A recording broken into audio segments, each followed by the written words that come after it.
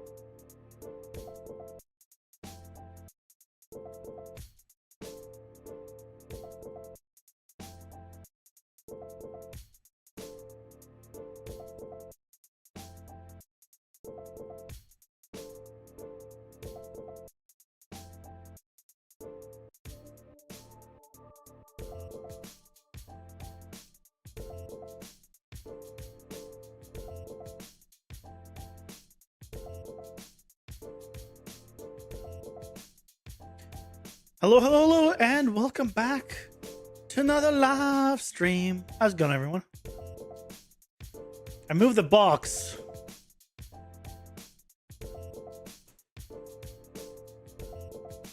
It was bothering me. I have other boxes there. I need to move them.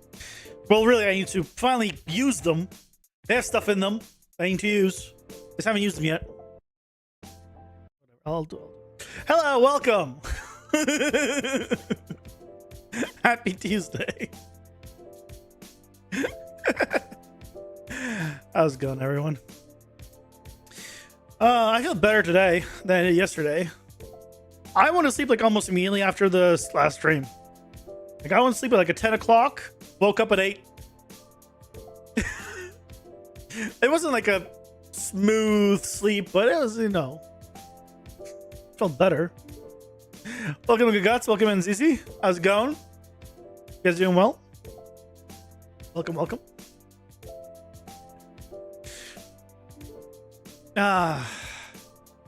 It's been an interesting day. It's been an interesting day. Well, tomorrow's gonna be actually more interesting. Well, I say interesting in so something about me. I use the word interesting a lot of times to not actually mean interesting. Sometimes it'll be like a worryingly interesting. Like is really what I mean. Welcome in, Yvonne. Welcome in. How's it going? Doing well. Tomorrow is gonna be worryingly interesting. For me. Not worrying for me. Just in general. Anyway. So yesterday, we were doing the dot stuff, and I did it, and I almost finished it, and I was excited, and right at the last moment, I realized that I forgot to account for the fact that there's going to be icons, which means our whole map system used to be thrown out the window again, and we need to replace it with a struct and a data table. So I had a struct, and then I was, I don't need a struct. I killed the struct, and I realized at the end, after I finished everything, I do need a struct, and we're going to redo it for the struct again. Hey Jeffrey, welcome in. How's it going? You doing well? Hello to Amsterdam. Welcome, welcome. So that's the plan. We're gonna finish up making our dot system, damage over time system, modular. That was the whole point yesterday, setting that up. We did finish the aura modularity, so we can now add auras relatively easily. Bruh, don't sleep on the struct. I didn't sleep on the struct. It's just I was like, oh, we only need the gameplay tag and one value, so let's use a map. So just have two things. Like, why would I need a? I just don't need a struct then, because we just need two. Map will be fine. And then I realized, no, I actually need more because we actually also need an icon. Or a tint for an icon or something.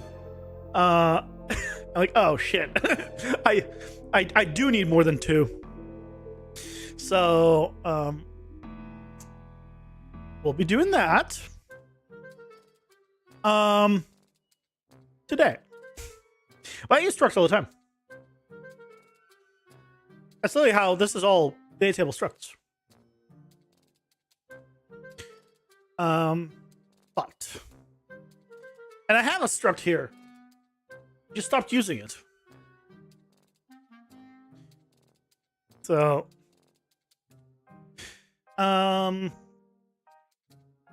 icon tint, let's see. Linear color.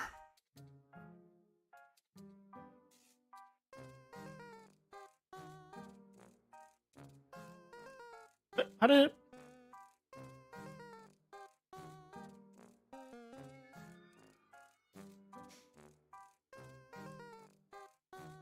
You smell funny?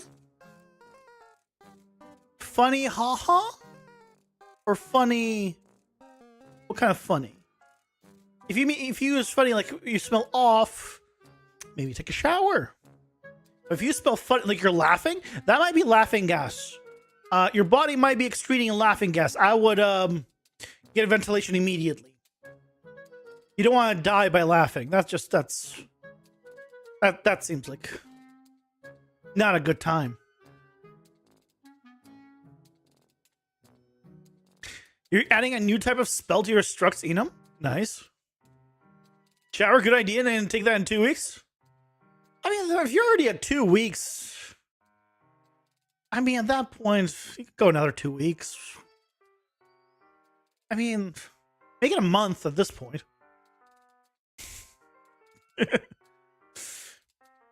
Kind of get a personal record, right? You're adding a spell type to support aiming spells with a decal on the ground. Nice, nice. Sounds fun. Sounds fun.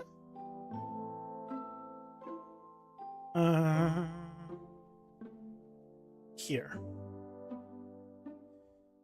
So this whole thing I need to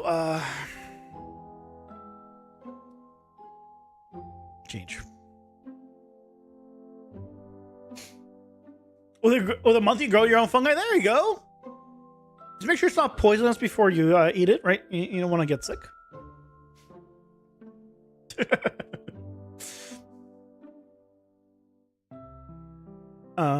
We need s.info. Okay, let's once again change this. Poop. I can't believe I went through it all, changed it, and now we're changing it back.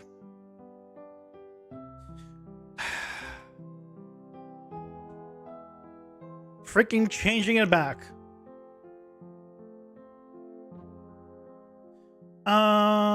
Ooh, hold on.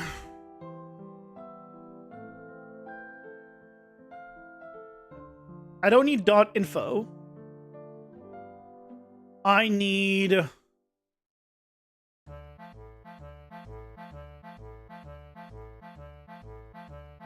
Yeah, .info, but I only care about the gameplay tag?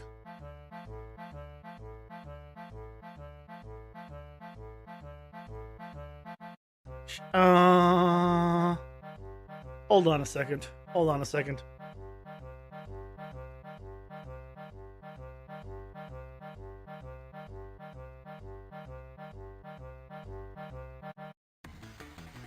Only thing I want to pass through is the gameplay tag. So, okay, here's what we do. Dot info. Oops. Why is it complaining? File, save. Can I do it now? Dot info.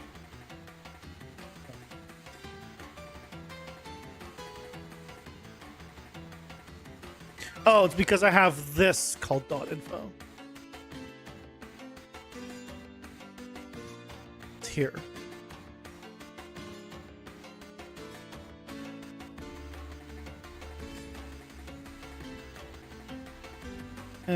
Dot info. So what we need to do is take this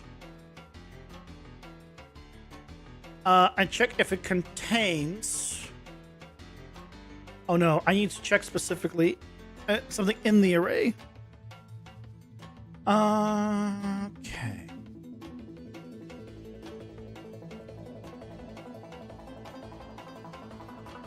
How many do for each? For each loop with break.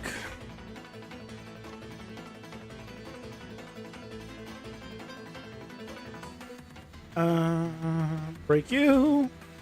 And I want to check if this gameplay tag is equal to this gameplay tag.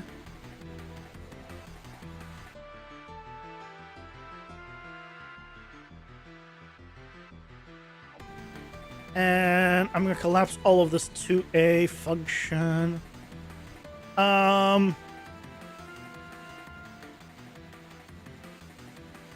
Check if dot applied.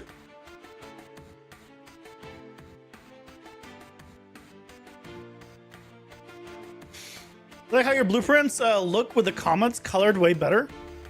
I mean, all my blueprints are commented with black because I don't like the default white.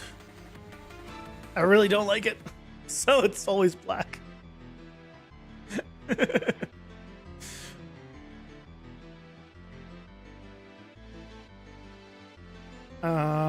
Oh, here I can just change this to gameplay tag.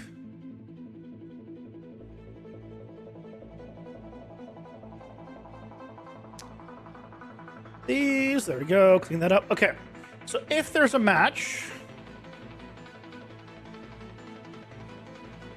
we're gonna add a local variable, found match of a bool. I see found match. And then we just break it.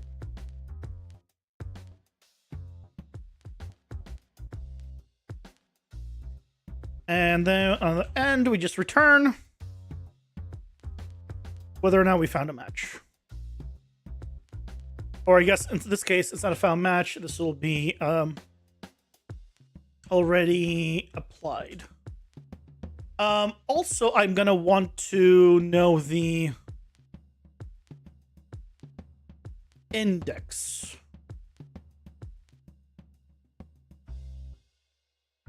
Matched index.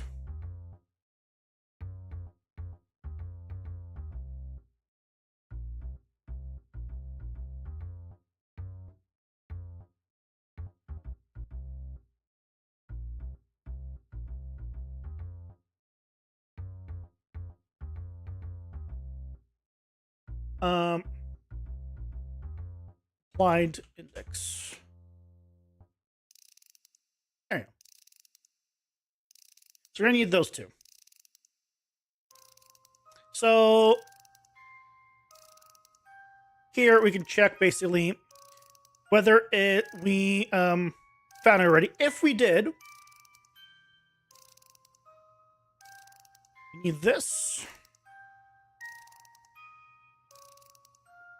side here. So we get the damage info from the gameplay tag here.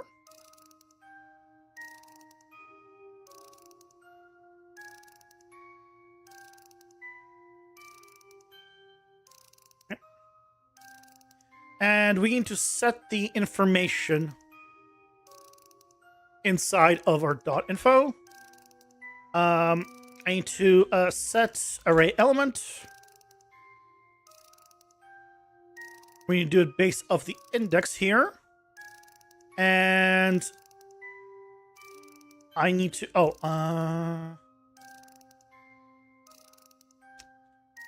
make the info. Okay, I need to get and make the info here. So here I can get.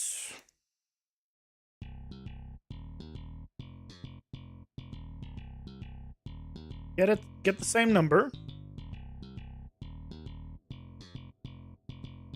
You split it. Gameplay tag goes through. Icon tint goes through. And the duration gets reapplied.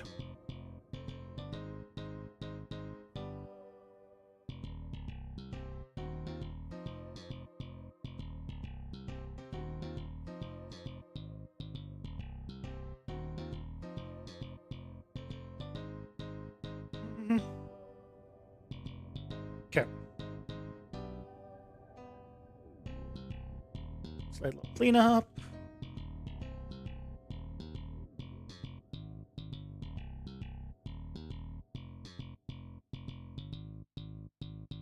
Okay. That should reapply the effect. And if we don't match it, we're doing the same thing. We're getting the duration, and we're adding it.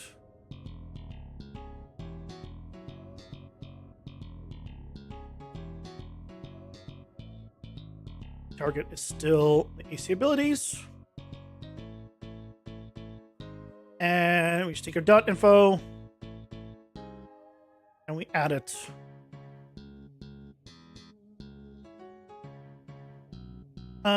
Ooh, hold on.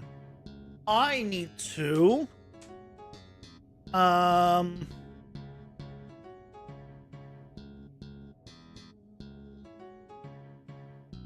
in that case also output the information of like the icon tint or the icon here, which would come from the data table.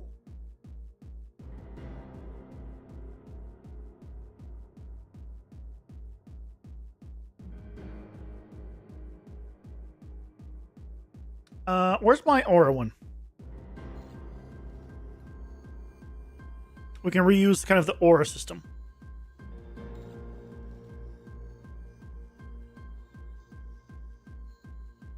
We can reuse this.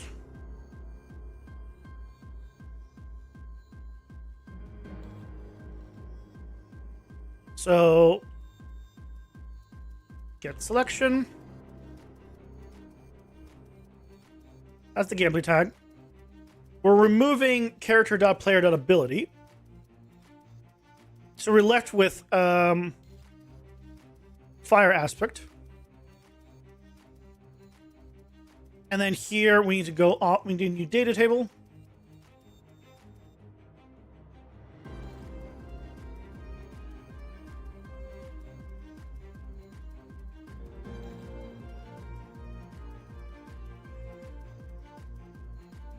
Based off s.info.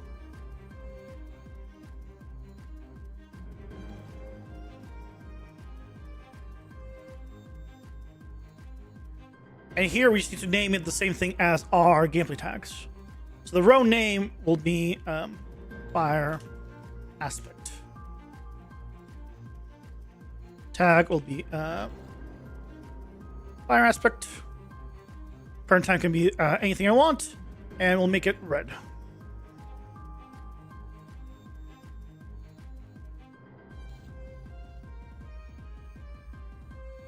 Get that.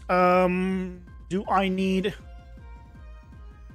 Oh, no. I'm putting it on the wrong place. Leave that alone. Here I need dots, and I don't need to save it.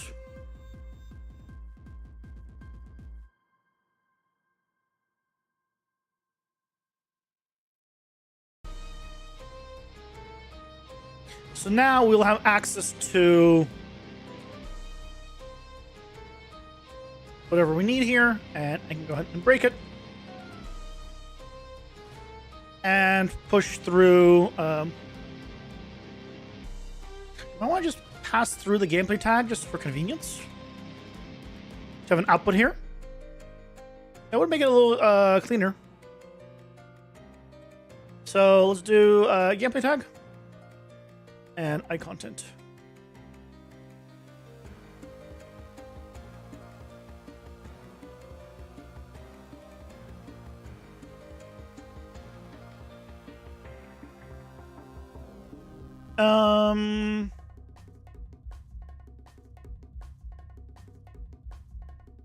No gameplay tag. We do need the iContent though.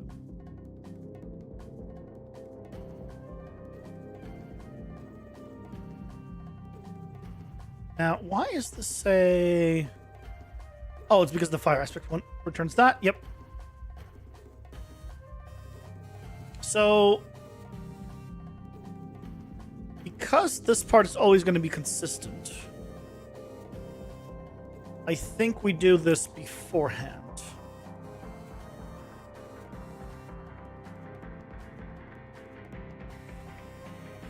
Should always find the row.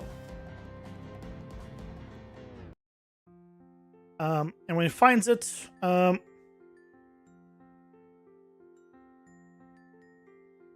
to local variable. Dot data table struct.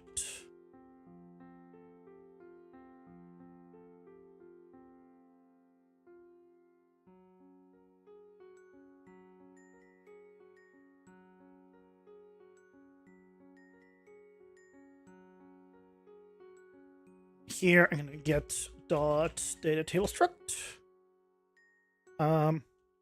Break it and just get the tint. This part's always going to be pretty much the same output for all of them.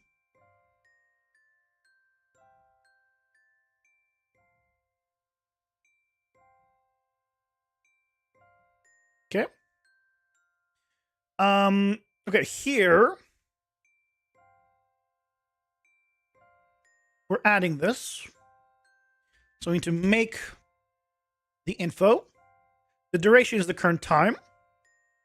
The tint is the tint. Ah, so this is where it'd be easier to have it pass through. The gameplay tag.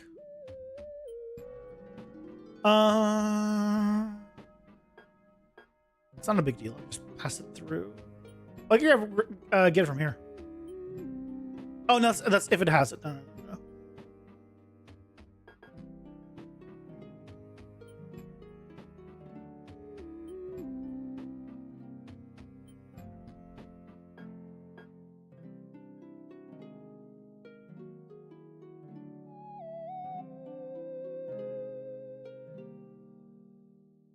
A little bit messy here. A little bit.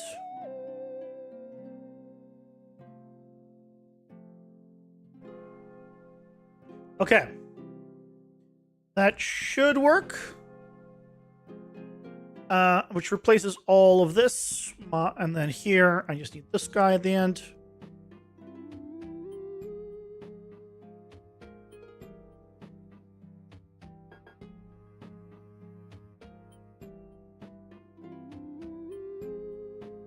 So when it adds one for the first time, then it checks if it's valid. If it is, we take the dot damage. Okay, and then we're going to need to change all of this as well, accordingly.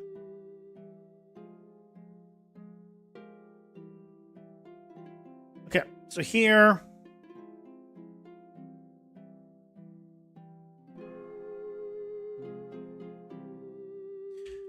Reach loop.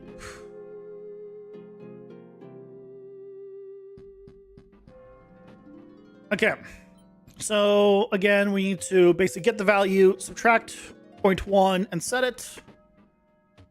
And then check that the value has been set.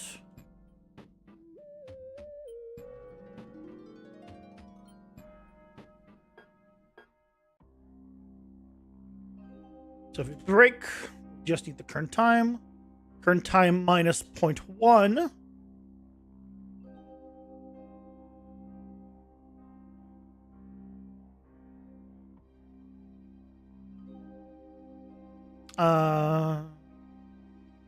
Then we're checking the current time.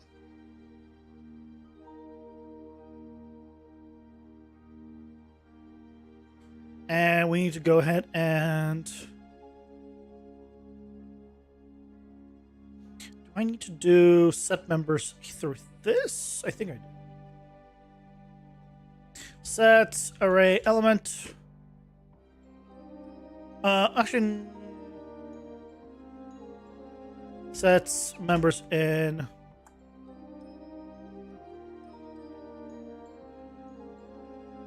Only want to change the current time to this.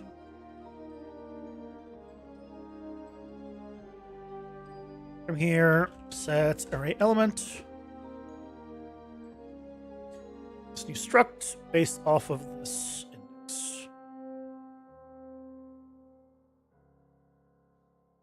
Okay.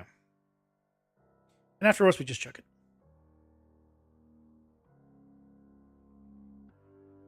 It's already been saved over.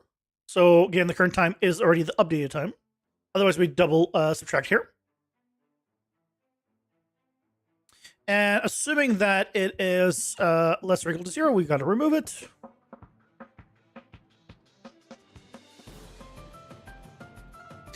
What's easier? Remove item.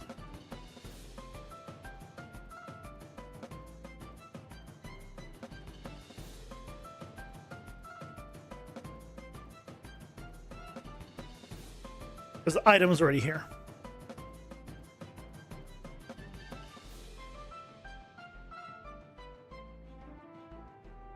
Or we can do index. Grab the index from here. Just in case, because I have seen oddities with it. I'm going to do a remove index.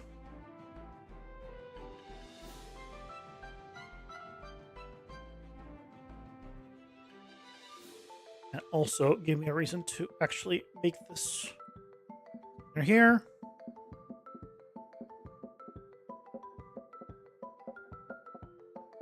Okay. So remove the index. If we need to remove the index. Great. And false, I think we just reuse everything else here.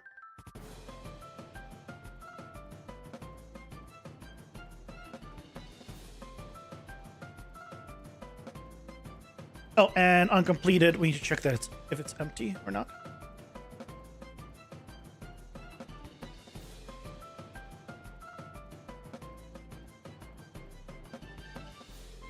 Is empty. Stop the timer.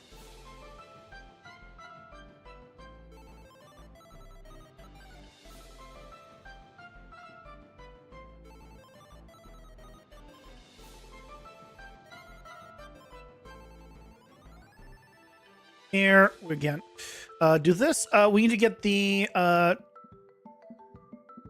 dots information.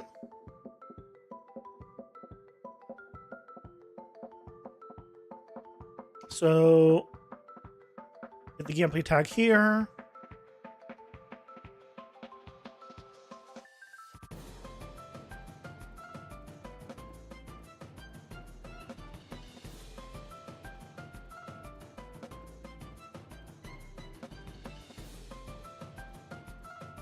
This has to be the gameplay tag of the current loops one.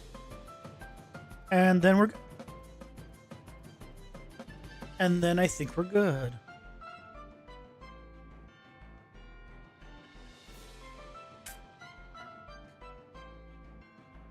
Okay.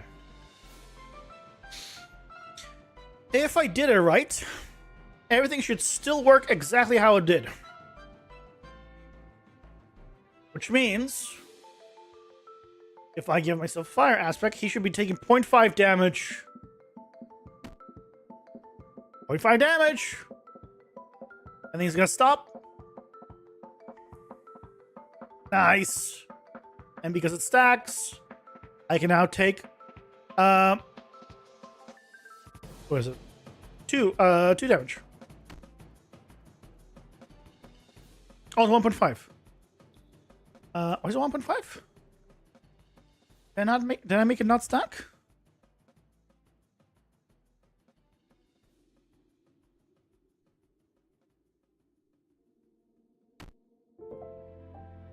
Oh, did I make it not stack?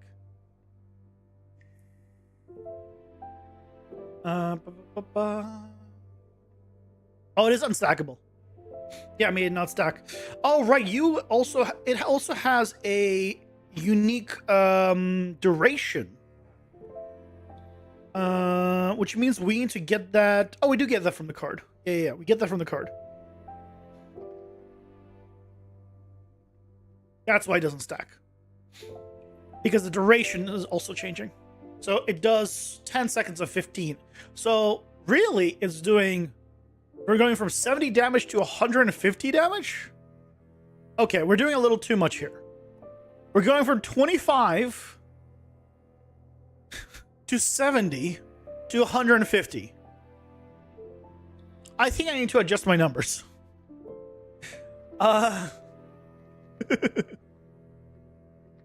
Here, pausing for ads. Why did I not do the math on that before? We'll adjust the numbers after the ads.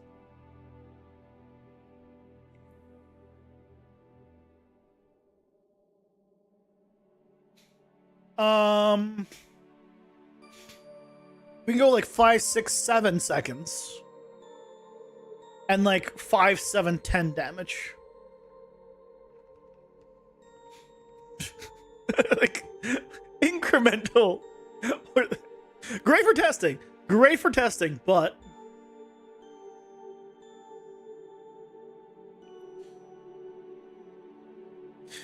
yeah.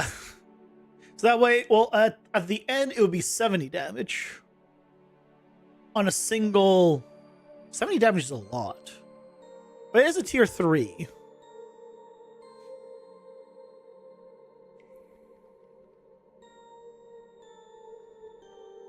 $70 damage is a lot, though. It should be fine. We can always balance later. I can always make it like fractions. I can make it so it does more damage, but the duration's lower. Also. So I can increase the... Oh, that might not be a bad idea. If we have it do more damage in less time.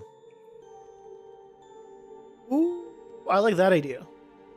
So it's like a more concentrated fire.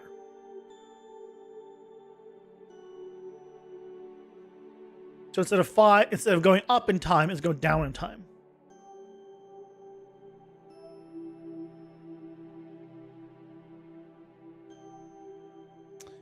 So instead of 5, 7, 10, if we did 5, 4, 3, that would put us at...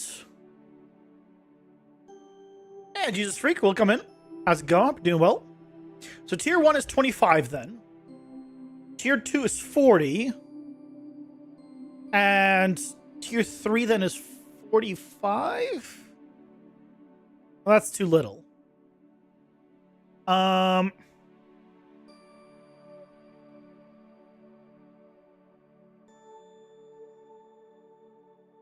So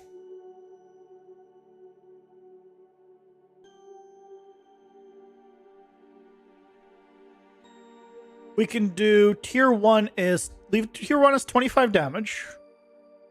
The second damage could be 50. Or 40 is fine. 40 is fine. We're going for 25 to 40.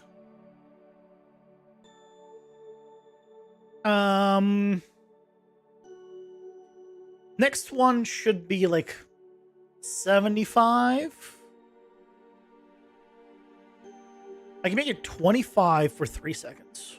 That'd be a lot though. Make it 6. Let's do 20 damage. 3 seconds. So basically, if we come down to fire aspect, it's doing 5 damage for 5 seconds. 10 10 damage for 4 seconds or 20 damage for 3 seconds.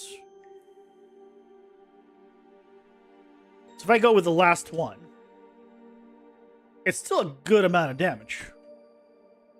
Like his health really goes down there quite quickly.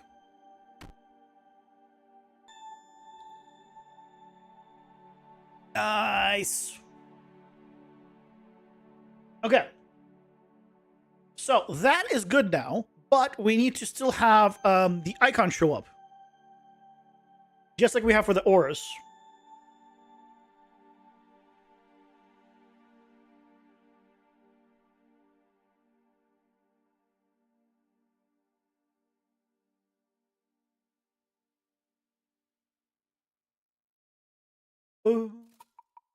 I'll just open. Where's the aura one?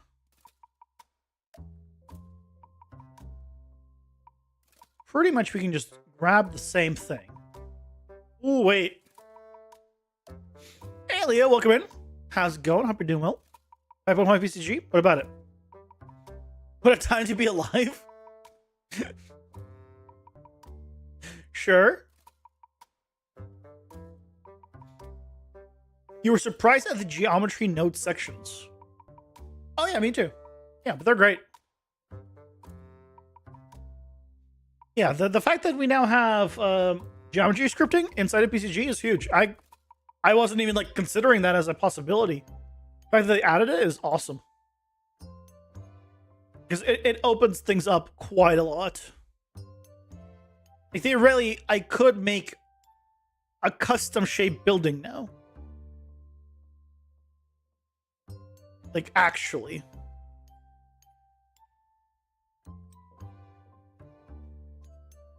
You still need to watch my video on them? Do it. Watch it. Like it. Comment on it. Share it. Ring the bell. Subscribe.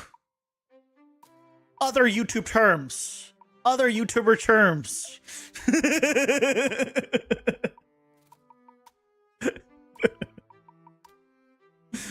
You're explaining to your friend, yeah, twist it, bop it, stroke it, wait.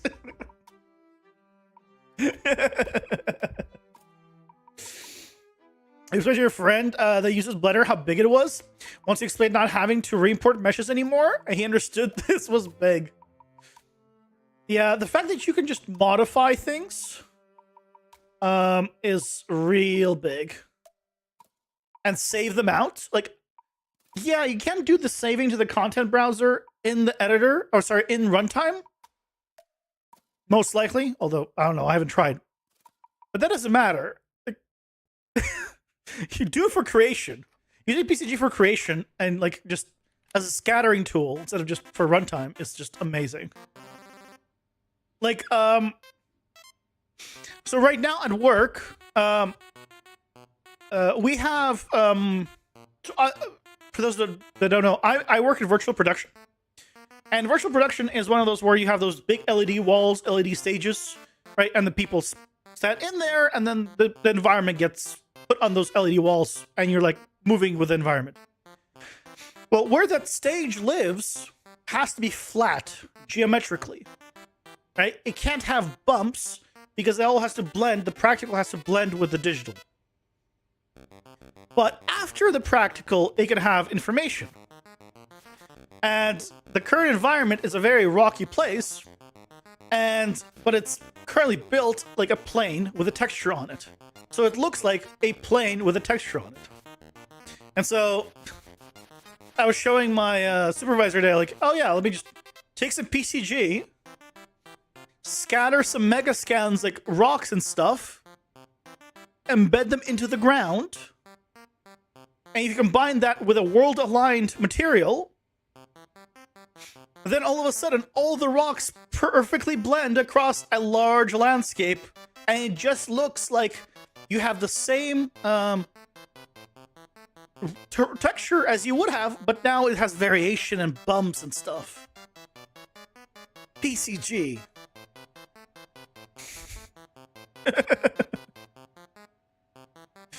Like, imagine having to move a spline mesh for adjustment. Oh yeah, that's great. Spline Mesh is now in BCG as well. So good. So good.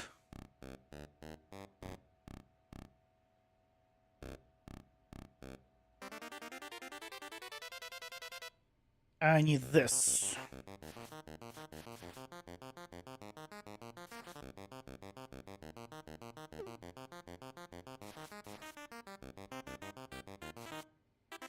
Ooh, hold on.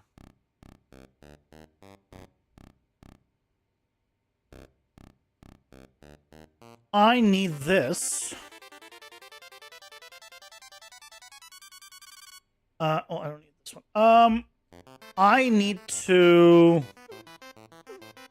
store the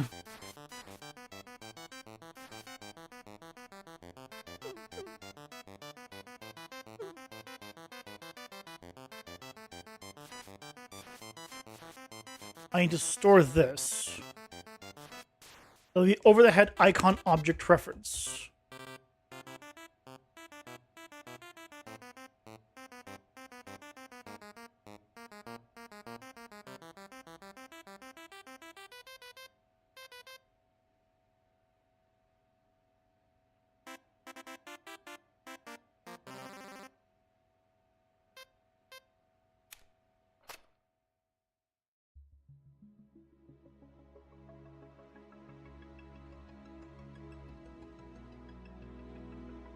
It's this one. So with that now, us now having that.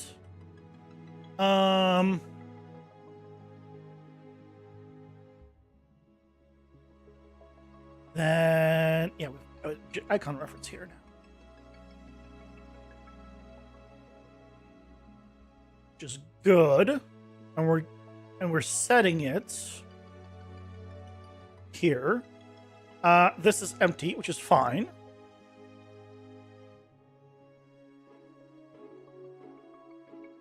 We don't need to set. Oh, this needs to continue through. That still needs to be a thing. Do you use PCGO for work? Oh, absolutely.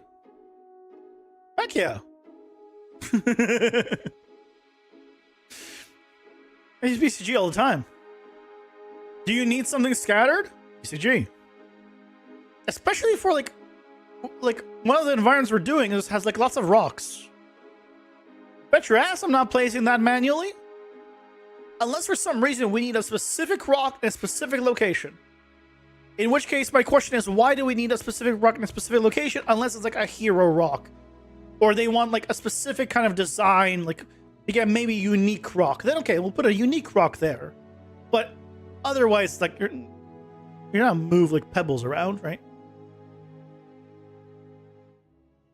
Wish you could have a job like that versus your current shitty ass graphic design job where the boss practically is trying to rob me at every chance he gets. Or literally anything in game dev. I mean, apply. The best time to apply for work or for other jobs is when you're employed. That is the best time to look for work.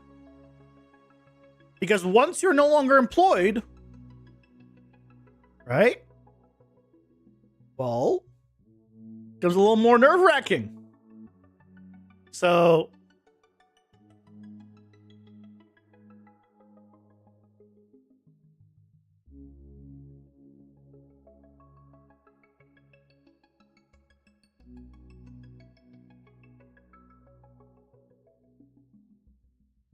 okay, so this here, need the widget reference.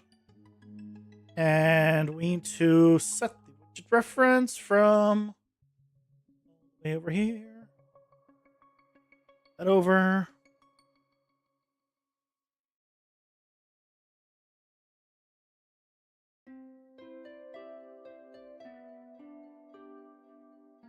So assuming that it is, I don't need to add it to an array then. Icon tint also gets pushed in here.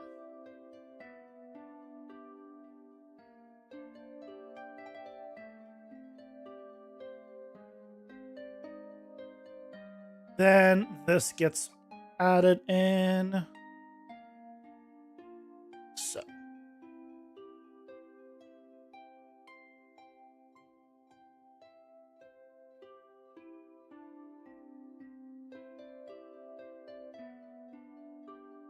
And this, I need to get from. It's from whoever is being overlapped.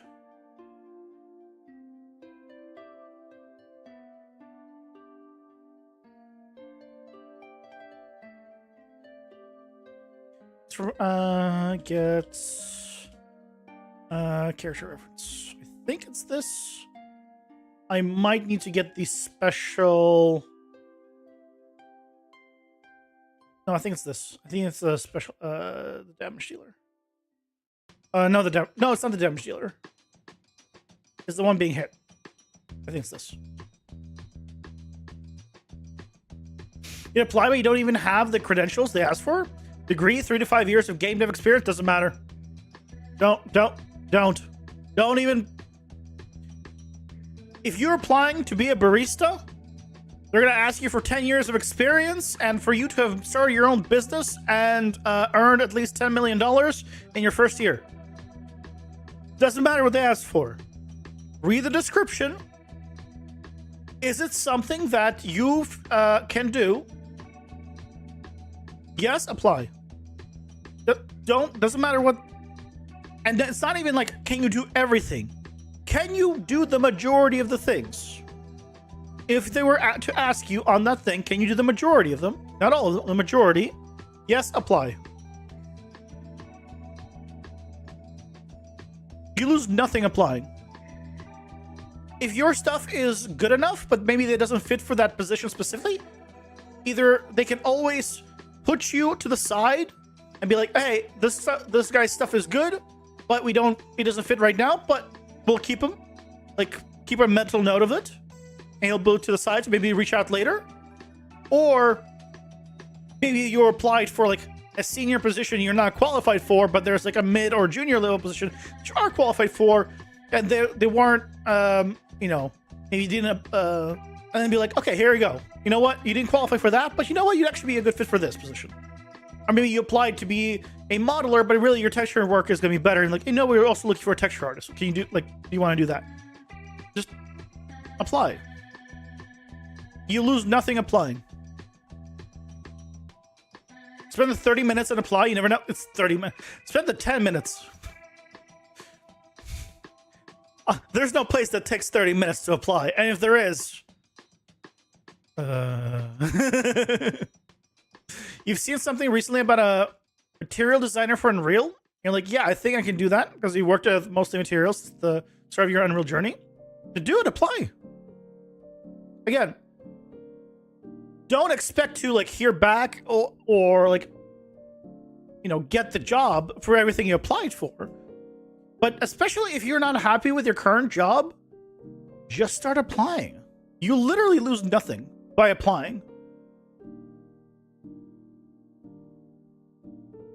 Now, don't go around in your own work at your own job and be like, hey, I'm applying to places, right? Keep that to the down low. But that's mostly because so people don't give you crap for it, not because it's illegal. You literally have a Google tab named Get Me Out, just fill the potential on to just apply to them. Instead of having go through the entire tab and just apply to all of them. Yeah, again, apply. The worst case scenario, they say no, and you'll continue to work on your stuff, improve, and then you'll apply again. It's fine. It's not like if you apply to, let's say, Riot Games, and they say no, that's it. Can never work in Riot Games now. No. I mean, this time it didn't work out. But, if you keep working on your stuff and get better for that specific position that they were looking for, they probably will look for more people eventually.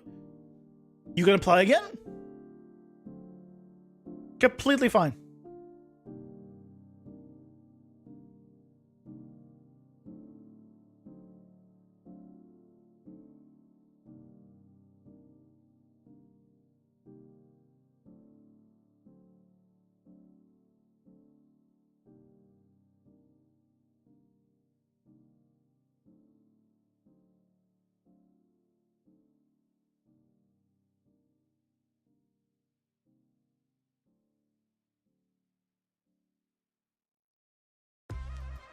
I need to get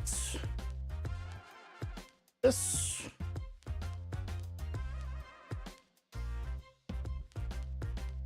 I need to get access to the widget. And I need to remove it.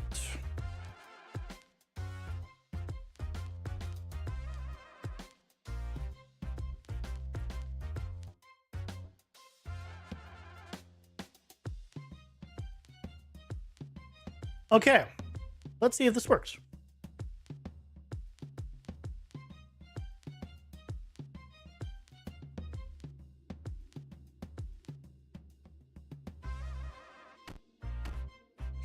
There's an icon.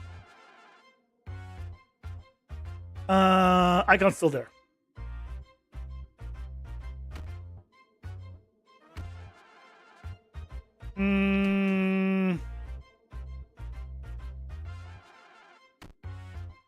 Icon's still there. Issues are happening.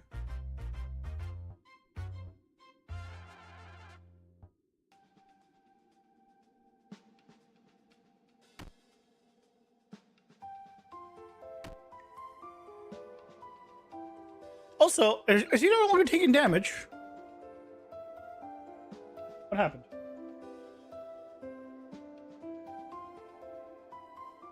It's clearly doing this. Oh. This helps.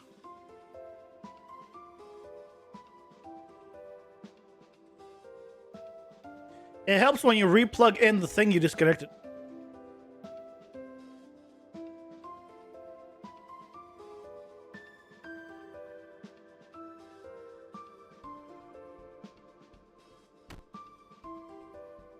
Now he's taking damage.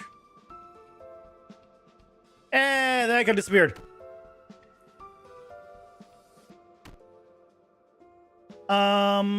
Cool.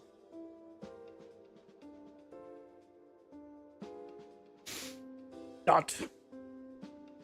So now I want to try out hitting him. Waiting, and then hitting him again. 2, 3, 4. Yeah, that seemed like it refreshed it. I think we're good. I don't know how they're still. I don't know why they started moving on when dying. They didn't used to move when dying. I don't know what happened. But yay! And that means now here I can change the color.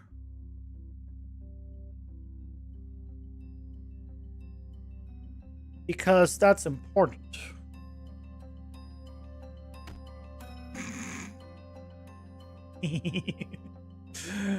Excellent. And honestly, 10 times per second is fine. For damage on this one. Like, that's all he is doing. It's all of these guys take 10 times per second. Wait. What are we waiting for? They're paying in USDC. Or they. And what is USDC? I don't know. I don't know what a USDC is. If anyone has to, yes, that is. If anyone has to specify what they're paying you in, that's already a black flag, not even a red flag. You should not have to be specified on how they're going to pay you. It should be, you're getting paid $ blank per hour. Done. Unless you're doing freelance work. But then you don't want to be paid per hour. You want to be paid per project.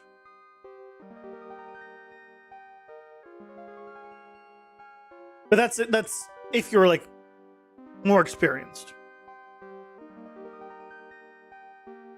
No one's gonna pay you per hour on those. Most likely. So yay. Okay. That works. We got that working. The modular dot system is all set up. Yay. Okay.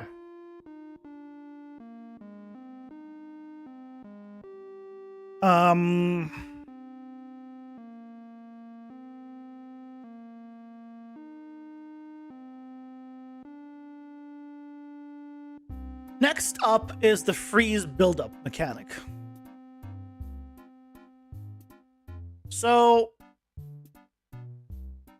this one we need to rework as well.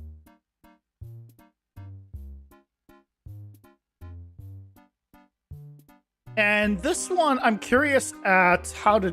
I'm not sure how to do this one yet. You're not in the States, so what is it? It doesn't matter if you're in the States or not. You should still not be paid in...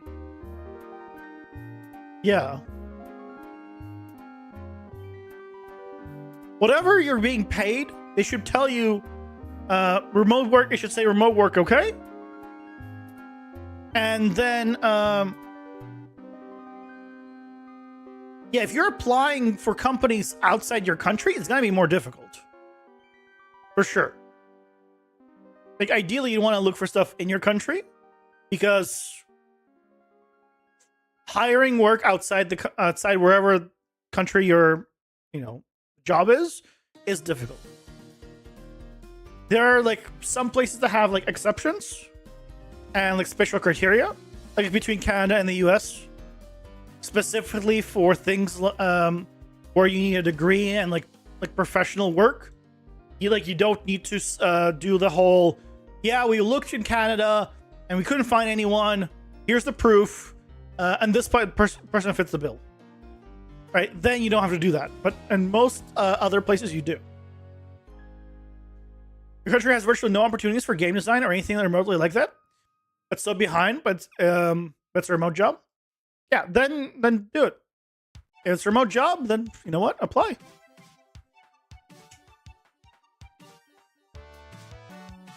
Current job is remote? Nice. Yeah, my current job is remote too. I honestly cannot imagine going back to like a desk, like in an office, like of any kind, a studio desk. Okay, so we have a mechanic that I have not figured out specifically what we want to do with this. So first, I want to flashbang you. Now we're done flashbang you, or flashing you / banging you. We have freezing aspect, so we can freeze enemies, or something like a character can be frozen. But based on what? Correction, flashing, then banging. Oh. Yeah. Yeah, that I guess that makes sense why it's not called, bang flash. It's flash bang. Yeah. That makes sense.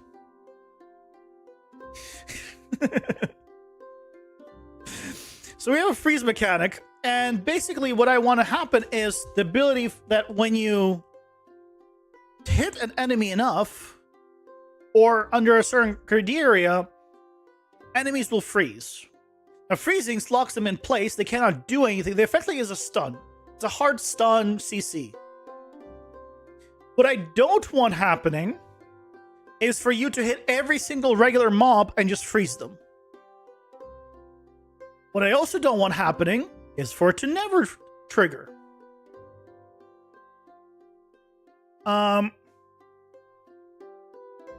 Whether or not this affects bosses is a question mark.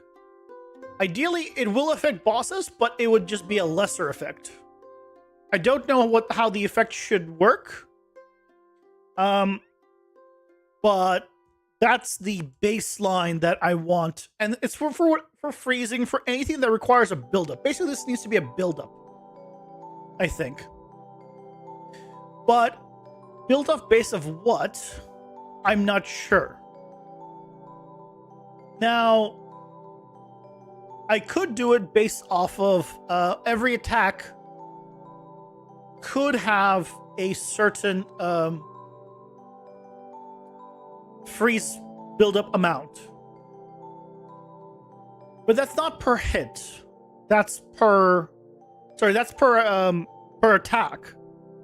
Which means if you do multiple hits, it'll stack it that many times, which is fine. It can be like that, unless they do a cooldown with how often you can increase it. The way it works right now is it's based off of damage, like a percent of damage. Ads are here. Pausing for ads. And once it adds up to 100, then it freezes the character. And the enemy currently reduces over time, like every second it reduces by 1. Or something like that. So you have to continually add on to it. And then eventually it'll freeze. That means lower health enemies will just die and higher end health enemies can freeze.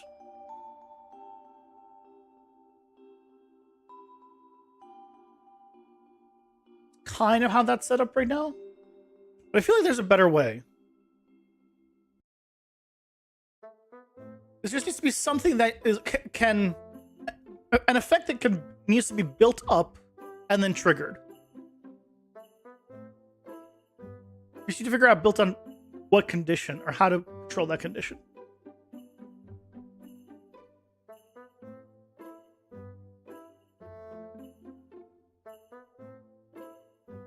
So every attack can have its own freeze amount or condition amount.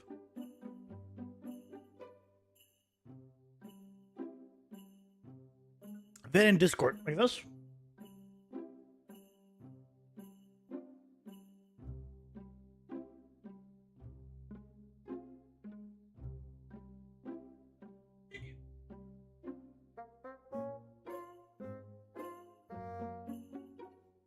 And I'll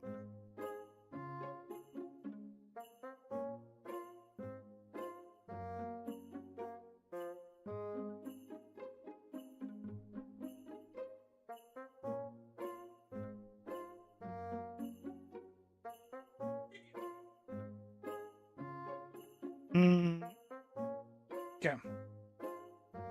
So what is this?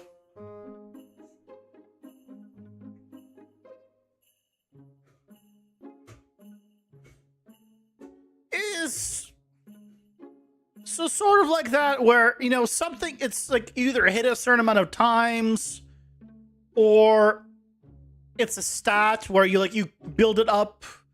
Right? Yeah.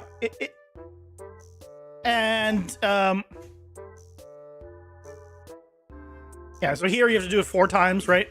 And I imagine if he stops here and goes away, this will reset. Yeah, something along those lines. But I need to figure out how and based of what, right? So, I don't want to do it based on just how many hits occur, right? Because you attack very often, and if you have multi-hits, it'll just trigger immediately. What I can also do is, instead of it being like a build-up thing, because then it will never trigger on smaller enemies. Right, because we have small, it's called small, medium, and then boss. Right, those are the 3 sizes. So on small, it will never trigger. On medium, it will sometimes trigger, depending on how big of a medium health pool it is. And on bosses, it will always trigger at a certain point. So, base of damage / health doesn't really work. This will never trigger. Based on percent health in given time. What do you mean in given time? So if you hit them under 20% health, they'll freeze? That means everyone will always freeze 100% of the time. If it's a percent health based, everyone will at some point will be at that percent health. That means they'll always freeze. I don't want everyone to freeze. The alternative is, instead of it being like a build up and then it triggering, is just a percent chance to trigger. So it could be small enemies. Let's say every attack has, let's say, a 5% chance to trigger. And instead of medium, it'll be elite. So it'll be like it would be this. It would be regular, elite, and boss. Right, so let's say regular has 5% chance of freezing, then elite has a 2% chance of freezing, and a boss has a 0.5% chance of freezing. So it's like a crit chance, stun chance, things of that nature. It's just another percent based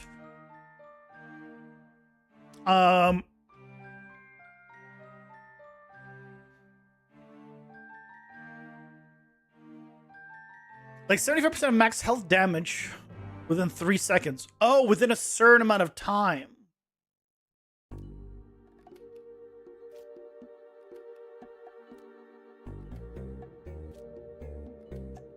How the hell do you code that? But based on that though, Jesus Freak, it will never trigger on bosses ever. Under any circumstances. Bosses would be immune. Because bosses have too much health. You're never going to do, and you're going to have an easier time freezing smaller enemies compared to bigger ones. When you would want to freeze bigger enemies and care less about smaller ones. So the result is backwards. Stack system could also be a thing. Larger enemies take more stacks to be frozen, and stacks accumulate on hit. Stacks can also possibly deteriorate for larger enemies. I think I see what you mean. So yeah, right now, what we can do is then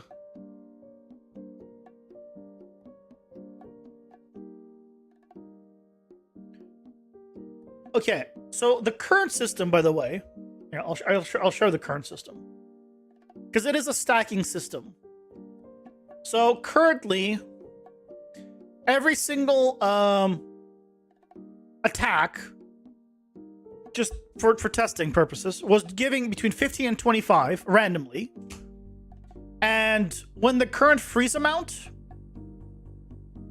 reached a certain breakpoint, which is 100, when the current freeze amount got to over 100, then it would freeze them. It would do whatever else and freeze them, right? But every single half second, it would go down 0.25. So go down 0.5 a second. So you're going up every hit 15 up, but it's going down 0.5. So effectively. So we can do something similar to this and just give enemies / bosses a different reduction, effectively, of how quick it falls off. So smaller enemies can have it reduce or drop off slower. Bigger enemies can drop off faster.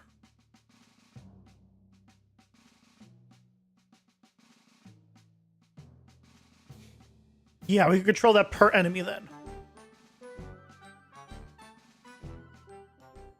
Percent needed. I think the percent needed can be, Yeah, the amount needed can be per enemy.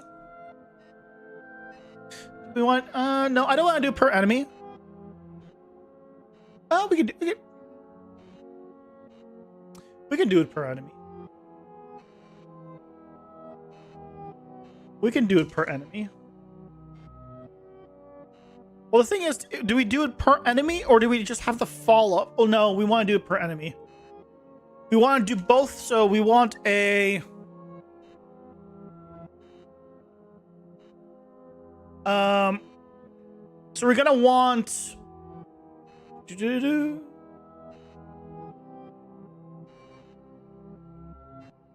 So we're going to want a, like a fall off.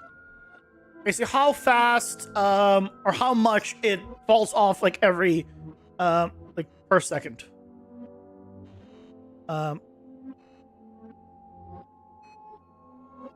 Right. So maybe it'll be like 5 per second, or maybe it'll be 1 per second, depending on the enemy. And we also want to control the trigger amount. How much is needed to trigger the effect? Time interval, yeah, remains the same. The fat enemies are super warm and take forever. The skinnier ones hog all the covers and freeze quickly. Yeah. We can control that, yeah, per enemy. So,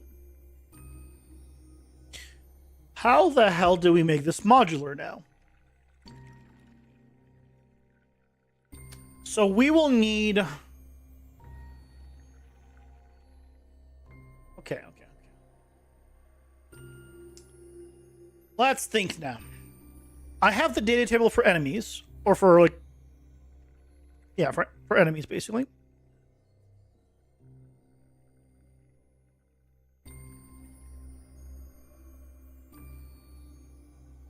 Right. Which has base stats, weapon info, and all the good stuff. I can also give it, make a new column that is going to be, player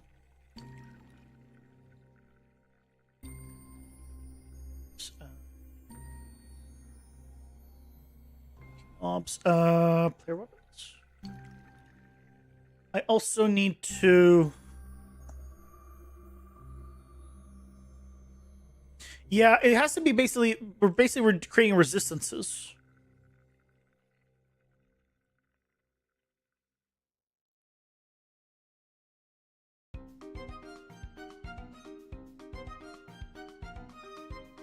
Or a global resistance value. Well, there would be a default one, but... It would need to be... I would not want it to be a global one. I'd want it to be a per thing. Because if it's a global one, it becomes very difficult to manage.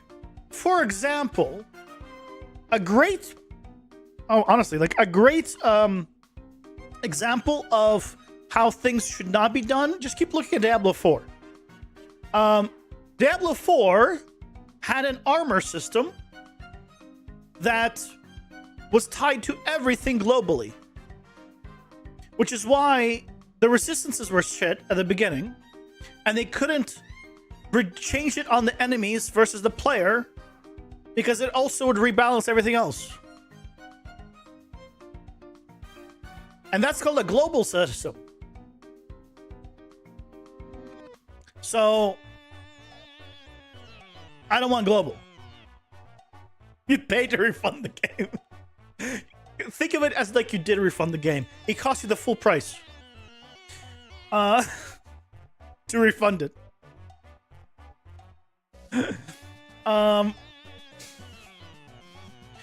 So yeah, I do want a per thing. I can make variables and do it based on, and then check the resistances per enemy on gameplay tag. So effectively, I would need what? I would need every single effect, or specifically every single build-up effect, right? Obviously, we don't need it for like dots and things that just are on a timer and then whatever. But if it's something that gets built up and not as just on hit, then would need the trigger point and the fall off.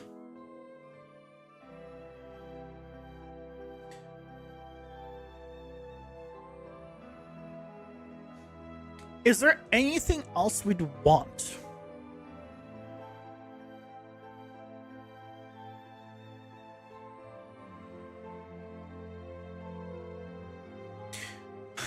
And I'm asking this because if this is all we want, then there's no reason, then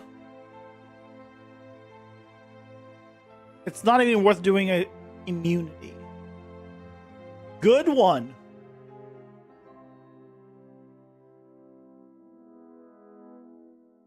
That's a very good one.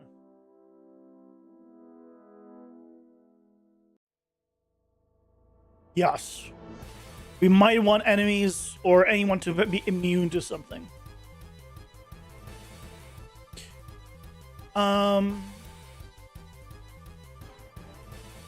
Big brain. Mm-hmm.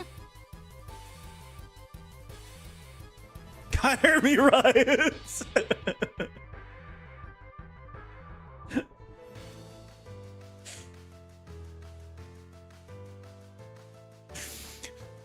Go apply to Riot. Be like, I figured this out.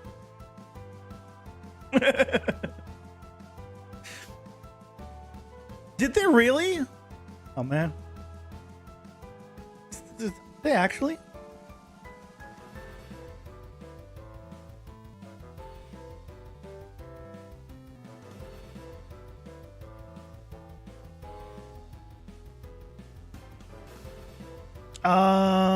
I see something from 9 months ago.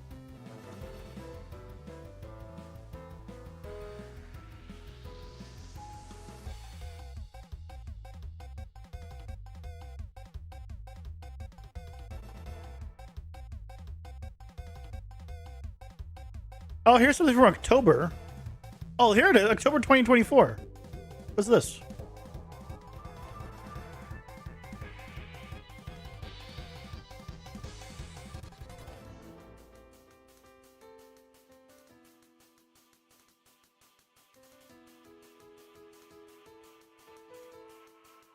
Laying off unknown number of developers from the League of Legends PC development team, while simultaneously pledging to increase the size of the League of Legends team. What? What? It's laying off some amount of developers, but it's... Oh, I guess just specifically for the PC side. And they're probably growing the mobile or console or whatever else other department. Unknown number, I don't like. That means they haven't been laid off yet. Yeah, announced it will be laying off.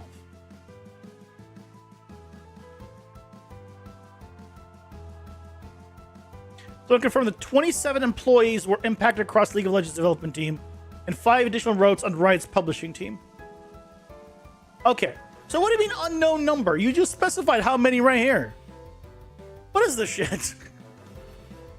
What do you mean unknown number? Oh yeah, but they confirmed it's 27 plus 5. We don't know this number. It's very hard to do this math. But whoever can figure out this number, man, that'd be good. So they laid off 35, which in the grand scheme of things isn't as much, considering they laid off 530 people in the past.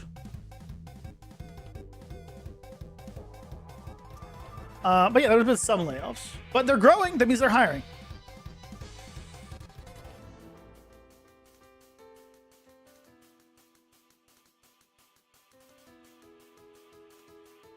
Which is an interesting move because people were saying it was some financial move. I'm like, nope, something. I mean, usually it's a financial move, let's be honest. If someone ever said that hiring our team was a financial move, is like, you're mad.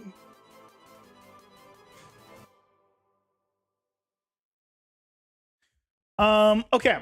So here's what I'm thinking. So we need a here on the enemies, right? Oh, I need to do this on the player too. What the hell am I doing for the player?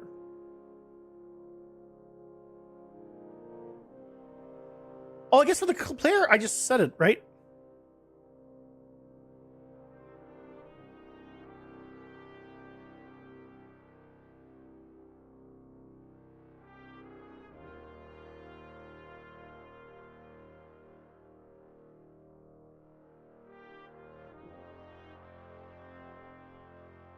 Yeah, I just said the stuff here.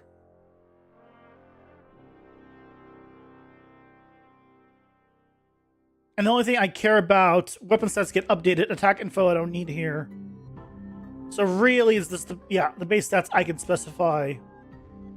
Yeah, so we just put it here and then we'll update here. Yeah. Welcome back, Guts. Have you complained about Fab yet? No. Still waiting. I still haven't heard back from them on my ticket. I mean, I heard back from the from automated reply, but after I replied to that, I haven't heard back. Don't have a component with stats and just pass it through that. That way, both player and enemies have the same thing. Yeah, I have a struct that I have this. The player already has this already. You have good news for me? I don't believe it. You saw some news about Steins Gate reboot?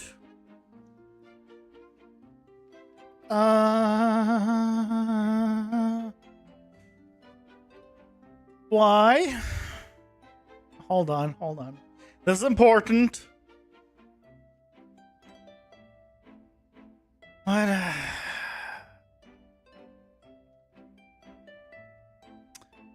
What is this? New title Steins Gate reboot announced at the One World event for 2025 release. Boot.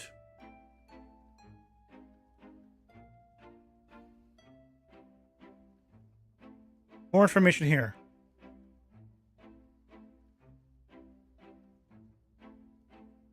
Sorry, this is important.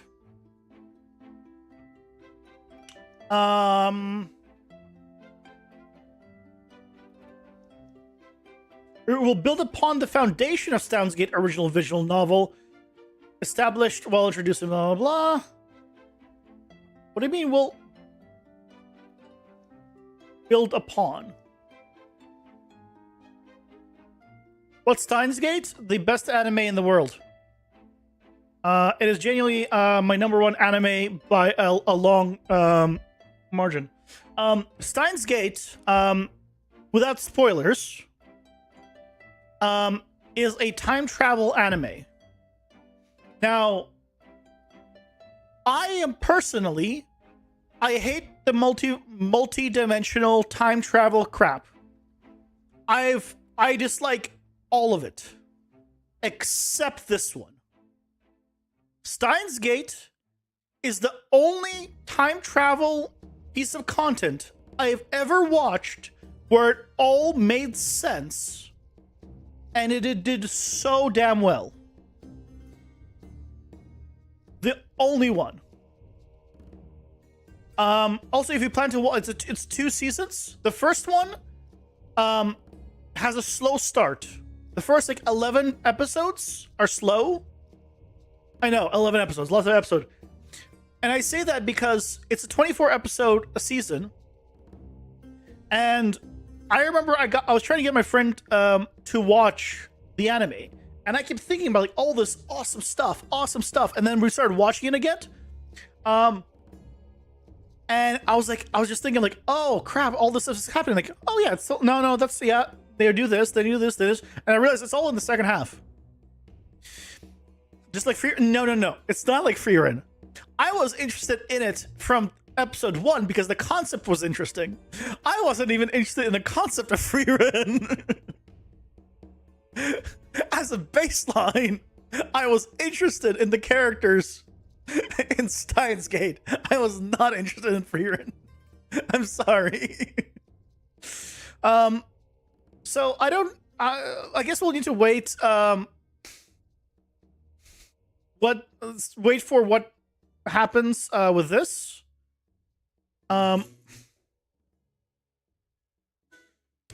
Because yeah, I absolutely love Steins Gate. The thing is, if they're just redoing the original, is not going to be that exciting for me. Like I don't. But if they're doing something different, maybe. See, I don't know. I'm so conflicted because I really like the original, and I really like where it ended. I don't want to redo it and potentially be disappointed. Now, if it's something like Full Metal Alchemist, where the first one was like kind of, but the Brotherhood was like amazing. Sure, but the first one was already good. Wow, that's crazy. Your disappointment is immeasurable and your day is ruined. Why is that, Leo? You don't watch like 4 animes: Code Geass, Attack on Titan, One Punch Man, and Demon Slayer. Code Geass I watched, I enjoyed until it came out with the mecha stuff, and then I lost interest immediately. I don't like mecha. I'm weird. I'm a guy that doesn't like mecha. I know, unheard of. Attack on Titan, I got bored. Like around season 3 or 4, it took too long to come out. I never finished it. One Punch Man, I'm looking forward to the new season. And Demon Slayer, I started watching it and I got bored because I do not like weak protagonists. Yeah.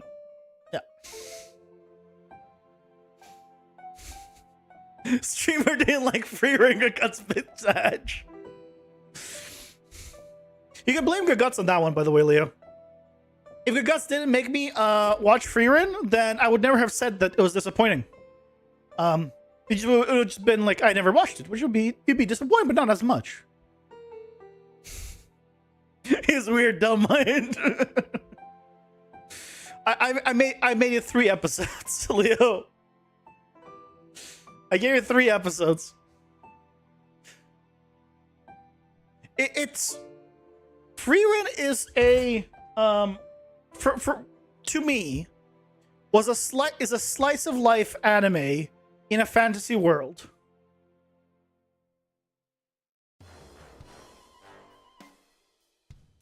All the real stuff, Freerin is the best medieval fantasy anime recent. Well, okay. How many? I haven't watched that many medieval fantasy anime, not even recently. Look, what I like in an anime is blood, gore, and violence. I love that stuff. Are we gonna have anything like that in Freerin? That's what when I think medieval, I think that. If you tell me there's blood, gore, and violence, then maybe I'll reconsider. I don't want like, oh no. It's slice. Okay, so you agree, Leo? It is slice of life with bits of holy shit. This is where the budget went. Fight scenes. Yeah, but the slice of life. I don't like slice of life. That's my problem. Is I find slice of life extremely boring. Everyone is wrong about Freerin. Freerin is bad. Everyone loves Freerin. You are just badge. What? Why are you asking? What? Everyone is wrong about Freerin and Freerin is bad. Why are you asking that? I don't think anyone said everyone is wrong about Freerin. What? I'm confused.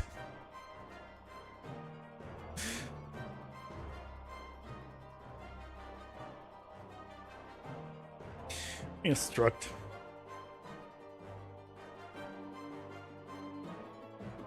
Castlevania was good. I've never seen that one actually.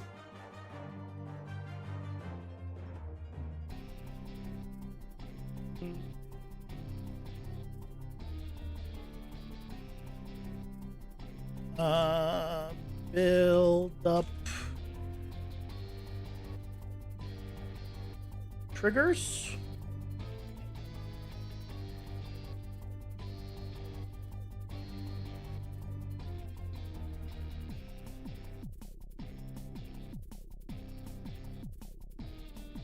I don't know. Trigger? Oh, I don't know. We're going to have a lot of battle with remaining demons. Ads are here. Pausing for ads. Yeah, Castlevania, yeah. It's lots of... One of my favorite anime is Hellsing Ultimate. If you watch the action episodes figuring, you legit think it's a shonen. Here's the thing, Leo. I'm not much of a shonen guy these days. I used to like shonens, but I don't know. I don't think I care about many shonens.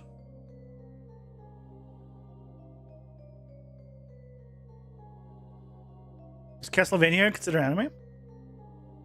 I've never seen it, so I can't speak on that. Who's it by? Is it Japanese? If yes, that's anime. Anime just means Japanese animation. So if it's made in Japan, then yes, it's anime.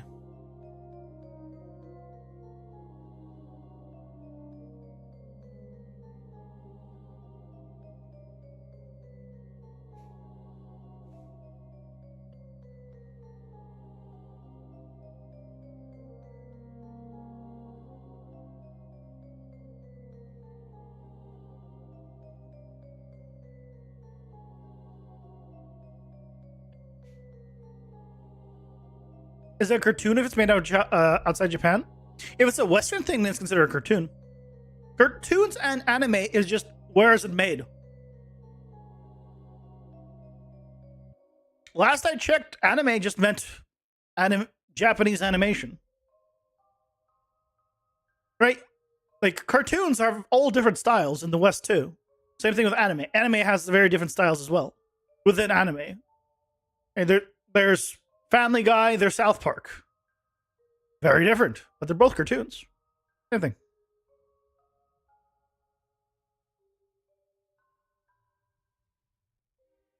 Castlevania is technically a cartoon then by that definition? Yeah. Just like many people complain when you call, I think it's Avatar, the last Airbender an anime. People complain about that because like it's not an anime. Because it wasn't made in Japan. Because I remember people complaining about that for a long time. I was like, that doesn't matter to me. Yeah. I think by definition, anime means Japanese animation. Let me actually check that.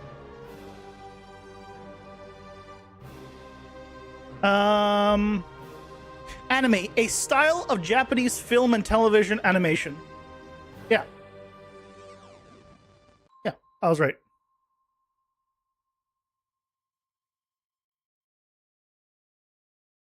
Japanese. The important word here is Japanese. So, if you have an animation outside of Japan, it's not anime.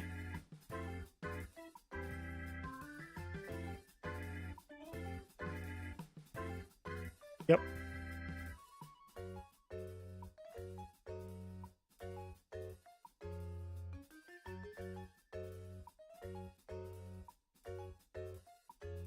If you ever go to Japan, you have to go to Sega. It sucks at all your monies. I had a Sega Dreamcast, and that was the last Sega thing I ever dealt with. I'll be honest. My dad bought me a Sega Dreamcast when I was quite young. Obviously so. Yeah,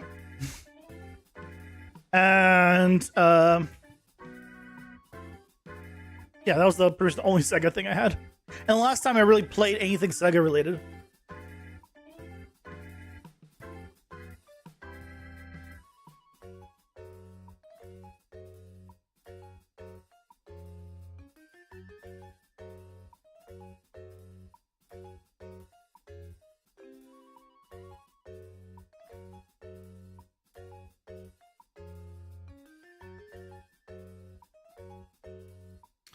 I don't need an effect fall off. It'll be obvious. Let's fall off per second. Hey, Runaway Drifter. Welcome in. How's it going? Doing well? You're learning a lot from them? I'm glad. I'm glad they've helped you out. It's a huge coin building casino for nerds. I mean, if you want, you can go to casinos in Japan.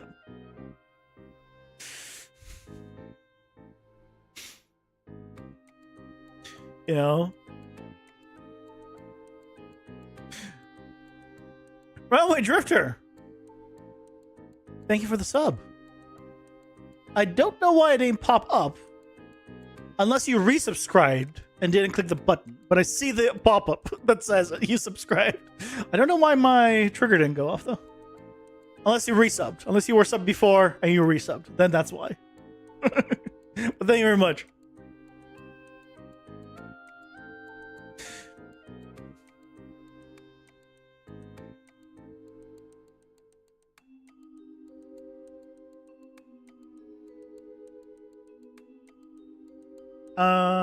So we need a new struct. As build up effects. Trigger build up effect.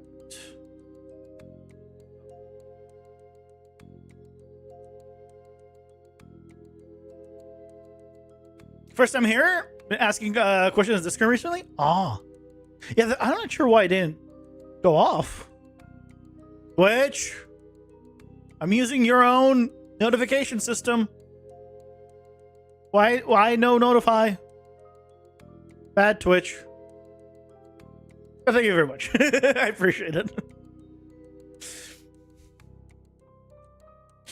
Hopefully you got good enough answers in Discord. I always feel whenever people ask me stuff on Discord, I'm like, oh god. I hope I know the answer to this. I hope this is good enough. Every time someone asks me a question. Well, not even on Discord, just anywhere. Like, do I know this? Do I know this well enough to answer it?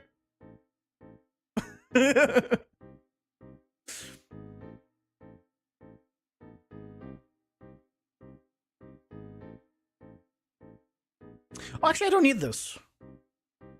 I speak an array.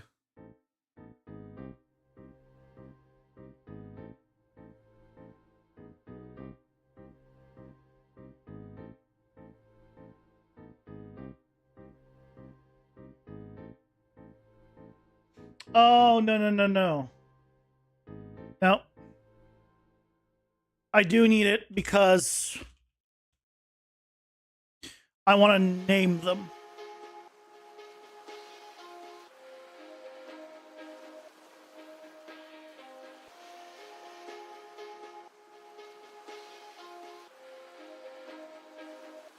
I want to name them.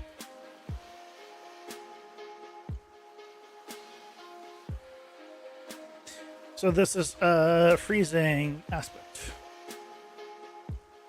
If I can spell. Yeah, so that way I can add this one. And then I have all of them set up. Okay. That means we need to go to here. And here I need to effects.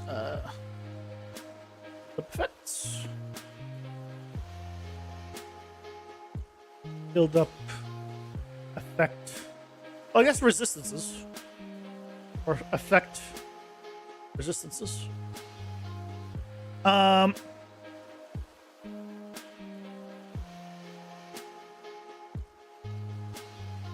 Okay. So now we're cooking. Recompile this.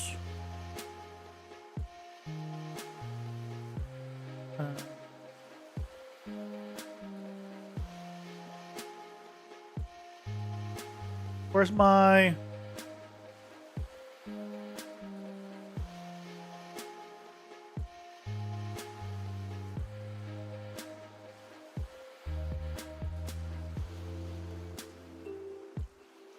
Oh, it's because I need to recompile.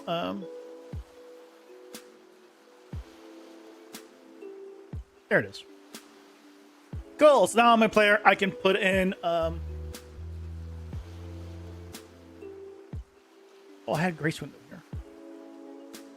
Did I need Grace Window? I don't think I did. Yeah. Cool. So now I can give my player resistances, and if we go to, we don't need DT dots, we don't need you. Go here, and we can set up resistances. Per mob. We're not using it yet. We can do it. Yeah. So, step 1 done.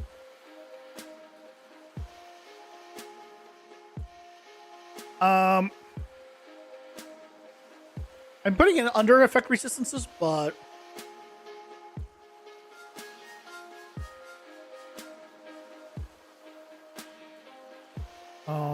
should be fine. Should be fine.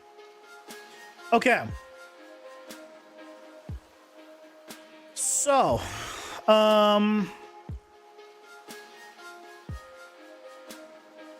here we do a special attack. Every time we do fire aspect, we also need the freezing aspect here.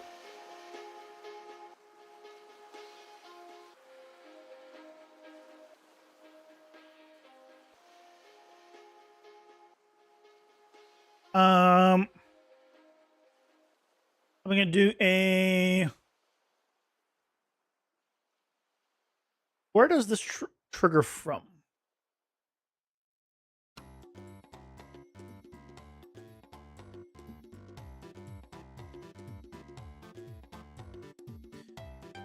From projectiles. Yeah, we're gonna change this. Okay. I'm gonna remove it from projectiles. It's gonna be on hits, basically.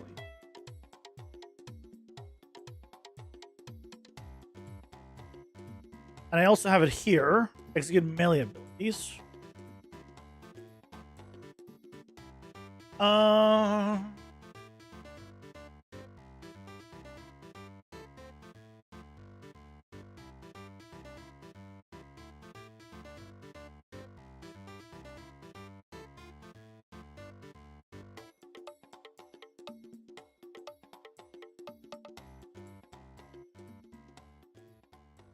Oh, actually, wait. No, I do want it.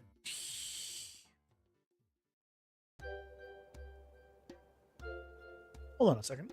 Let me just double check something. Okay. Okay, he's not on fire.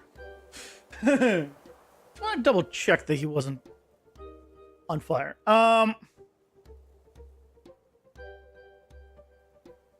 Yeah, we're checking if we have the tags, so yeah, we can not do that there and do it here. Freeze buildup.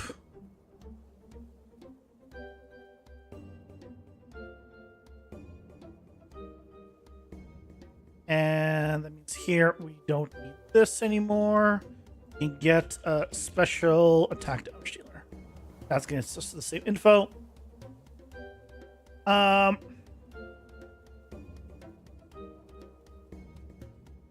But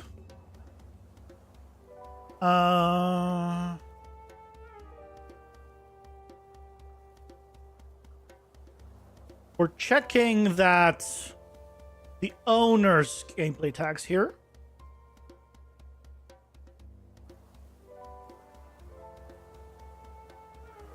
And I'm making sure that the current character is not frozen. That's kind of important. Okay, so here we're going to change some stuff.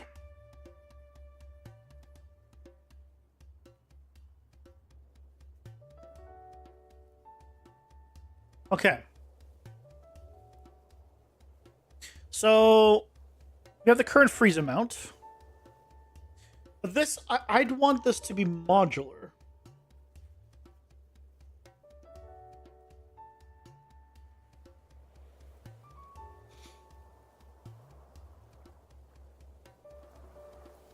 So we need to do this based on gameplay tag.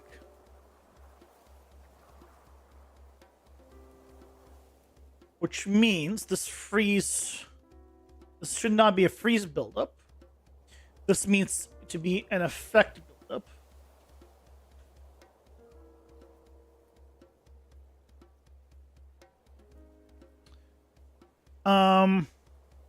It also needs to take a gameplay tag.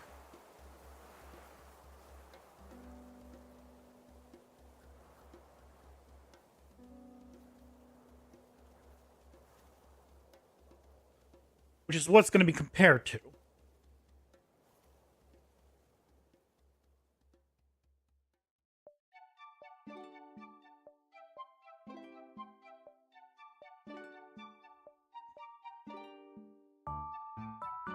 Don't need the damage dealer. So then, based off of this,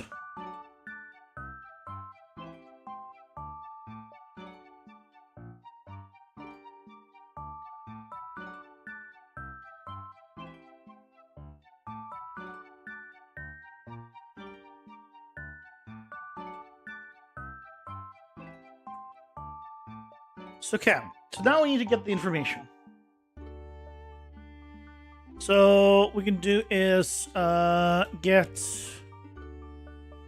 character reference, get character info, and here I need to do a.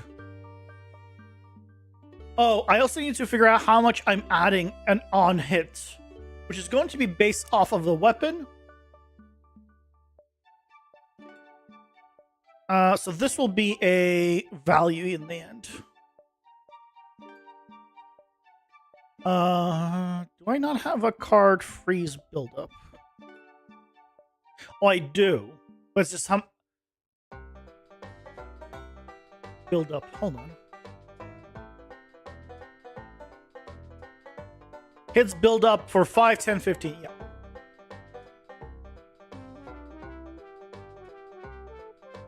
So we can use this freeze buildup. That automatically works. And then we check if the timer is not valid, then we start it. Otherwise, we're good. We don't need to keep restarting it. Oh, I see what I did. I didn't put it as a variable at the time, so I just dragged it out. Let's make it a variable.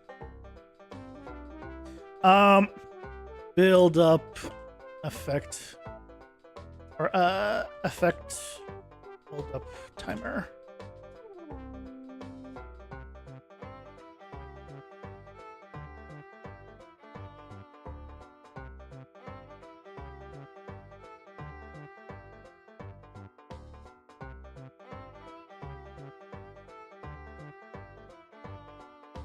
Okay.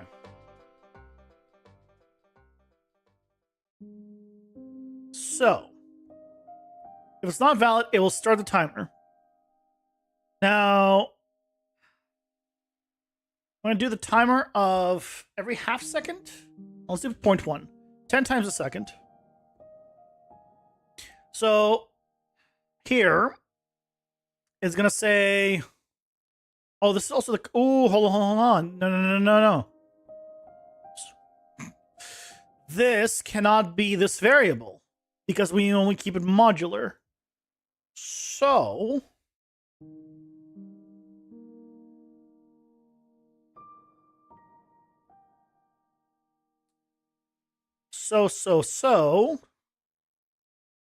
we can put the information in here and continue to update the information on the character.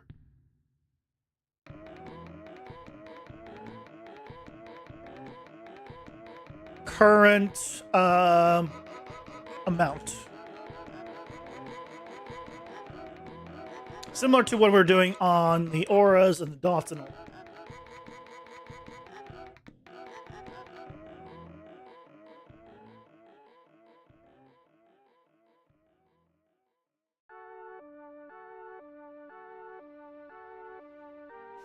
So we here,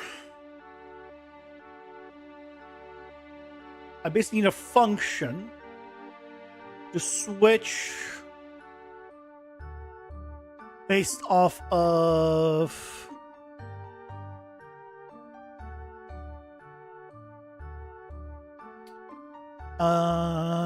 which gameplay tag it is.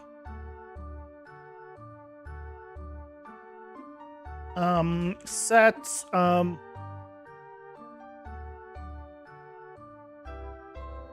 effects build up variable.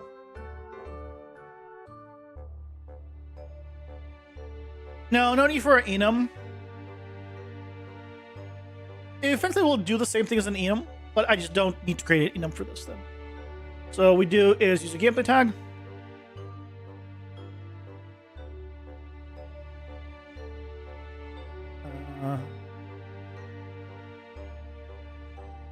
Right, which we already have here.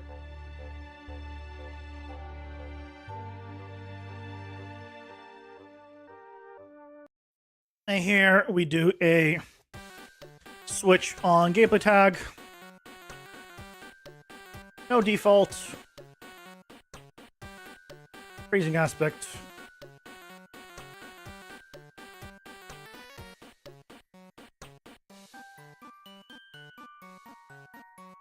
Instead of current, and this is the current freeze amount. Yep.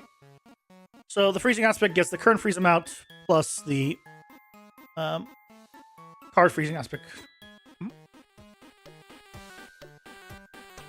And this way, if I need more, I add a new one and set it up with the right stuff.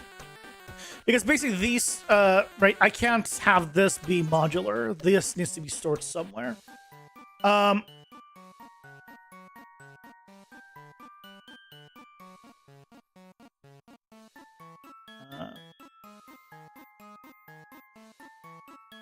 Set effect build up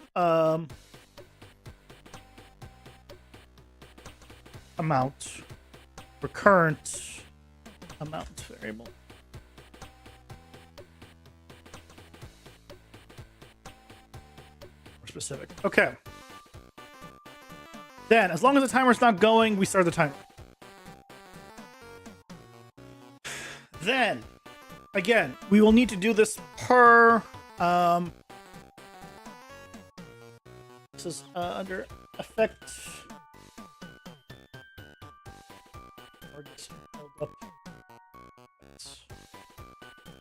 So then we need to do again similar thing based off of the gameplay tag, but we now need to do this for all of them. Oh shit.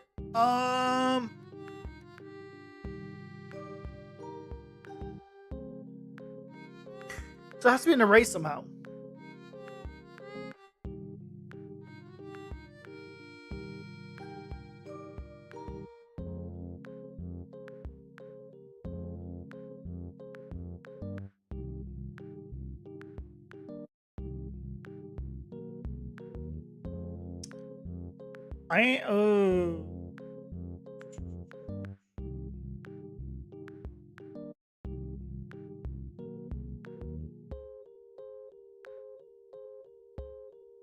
I need to somehow store the effect to an array.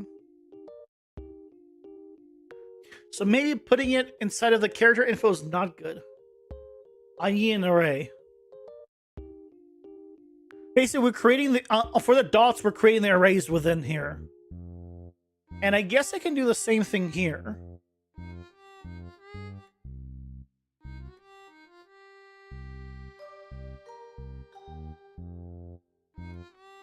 I can probably do the same thing here.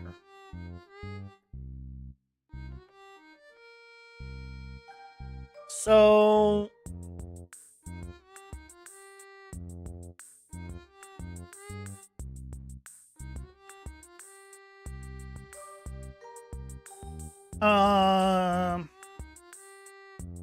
build up effects or active. Effects.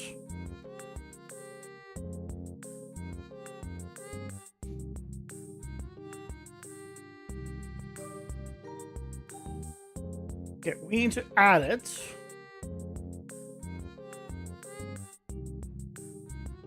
Problem is we need to then set it, which is fine because we can get the information from here.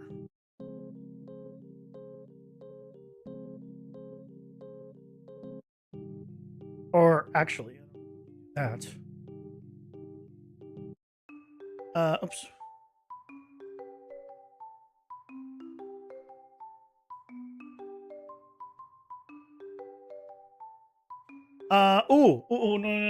No. We need to first check if it has it. Got custom turrets? Nice. Best of luck, Leo. Have a good one.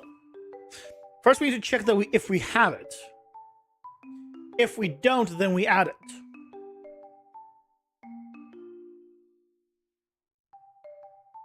Just like we did on the dot. So, for each loop.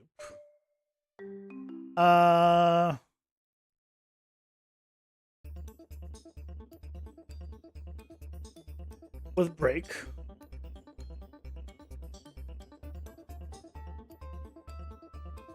Oh, I need...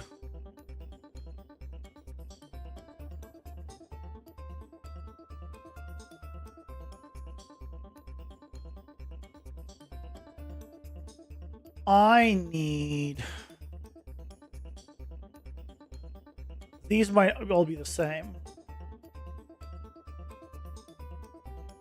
I need the gameplay tag. Gameplay tag in here as well.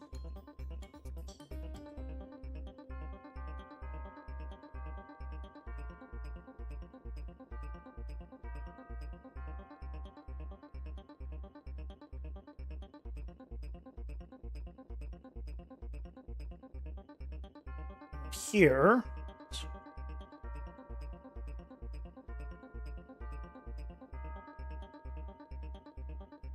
Can this work? Will this save?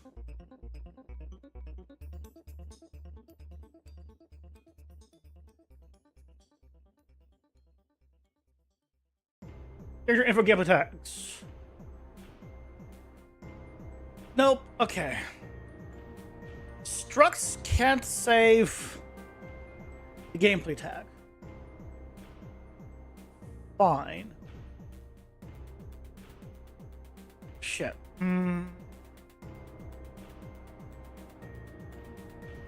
How do I check that it is? I mean, I can do an enum. Yeah. I just didn't want to put another enum when we already have it on a gameplay tag.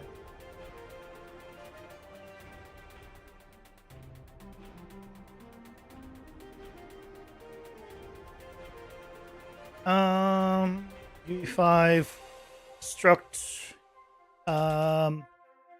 gameplay tag. Not working, sure.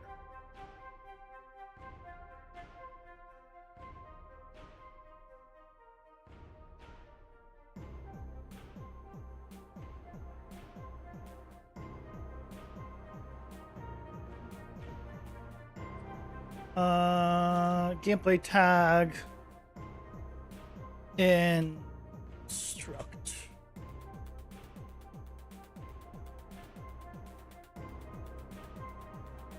Nope.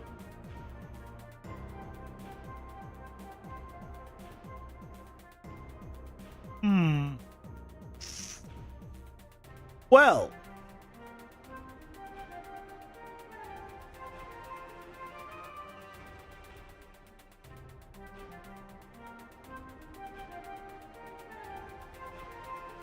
Oh, wait. No. I think it was a stupidity on my part.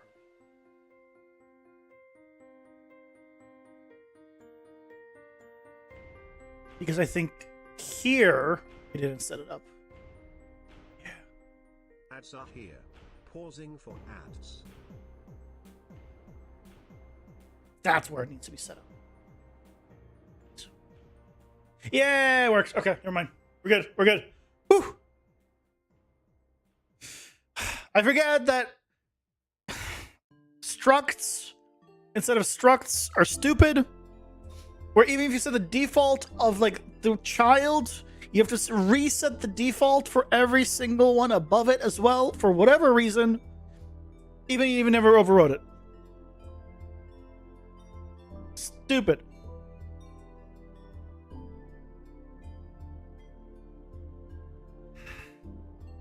But great, it keeps it.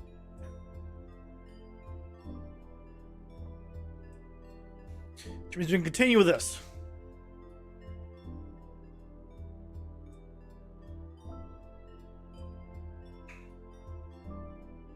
We can compare the gameplay tags.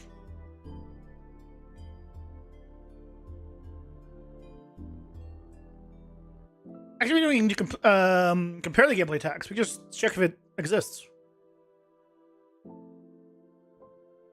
We should do a contains now. Oh, no. We just need to break it. We still need to get the gameplay tag. No. Unfortunately, you can't do it contains and then just specify something inside of it and compare only that. Oh, if you did a custom thing, you could. But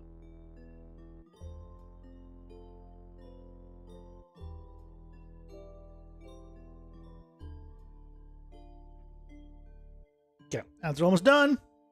Okay. So we're gonna go here, we're gonna break it. Now we have access to the gameplay tag. Break this as well. Check if we have it.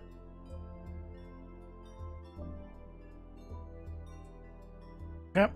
If we do, then we already have the effect. Such a long chain. This was called a struct and a struct and a struct and a struct and a struct and a struct. That's what happens. So, if we have it, then we're good. Oh, sorry, if we go through all of them. Wait a second.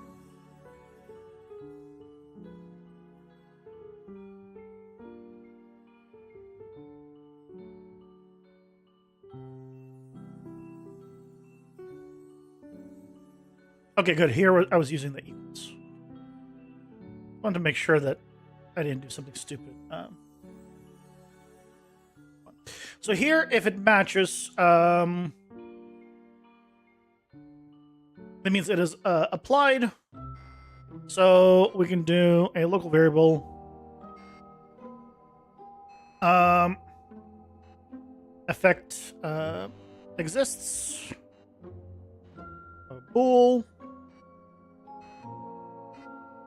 And effect index integer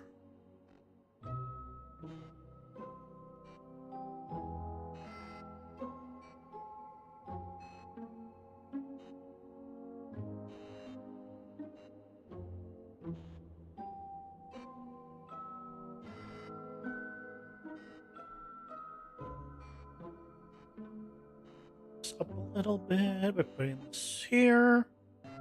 I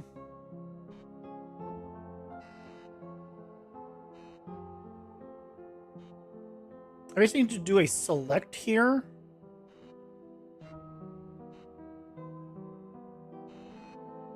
Select based off of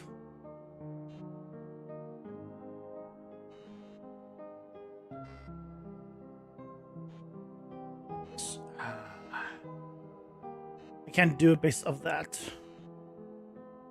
I can do it.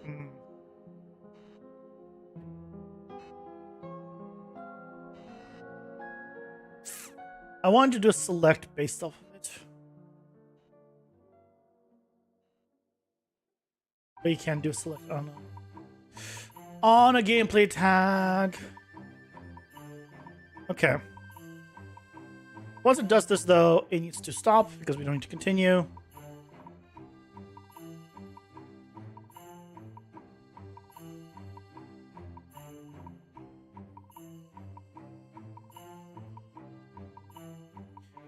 Okay. Then we check whether or not the effect existed.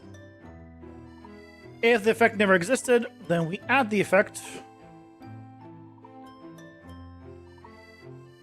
And the effect we add here is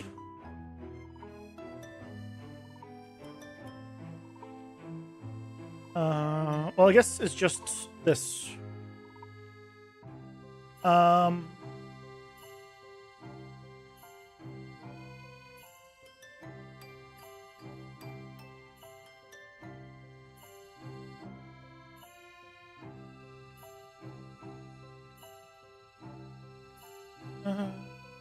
You know what? Okay, fine. Do it this way.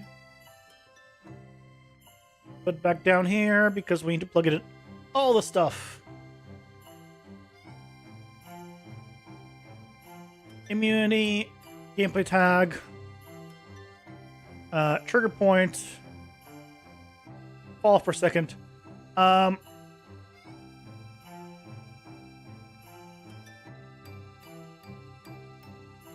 the current freeze amount, the current amount is no longer going to be current freeze amount.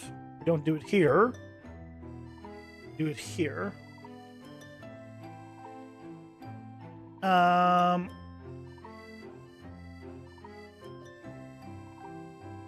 This doesn't happen here anymore.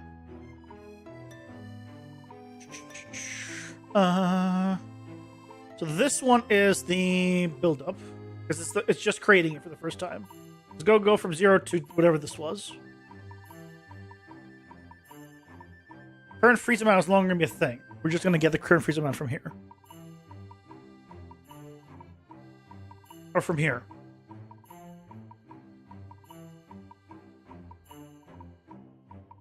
But if we already have it...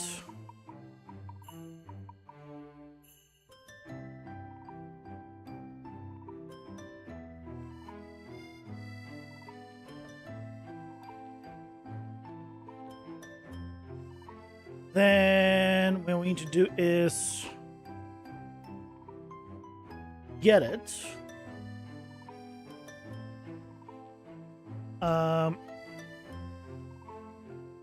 Get that effect.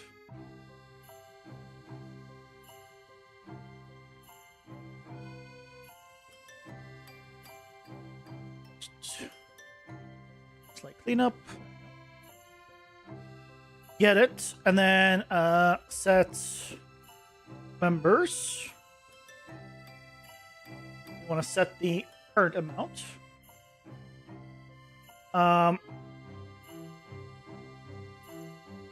We also want to break it and get the current amount.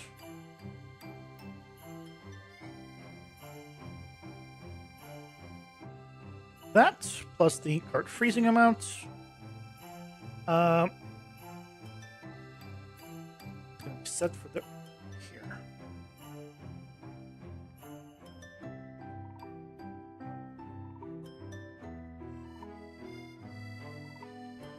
Okay. I don't like how far this goes.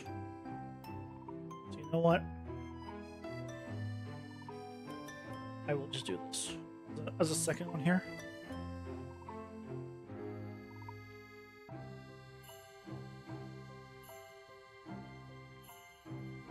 So the current freeze amount is no longer needed in this manner. So the one thing I don't like here is this is no longer needed. I need to switch this based off of the gameplay tag. So what I can do is I gotta do a sequence node.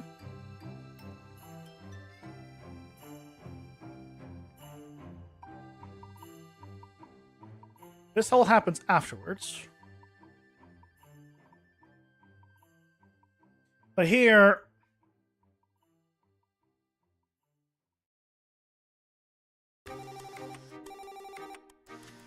approach local variable.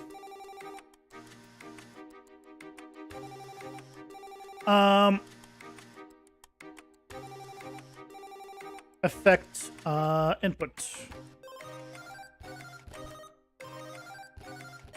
Or incoming effect. So we can use incoming effect here. And here, this is where we could be like, hey. So. And then we can just add another one and be like, okay, get me that one and set that one. There we go. Which means also here, we can go incoming effect and kill all of this.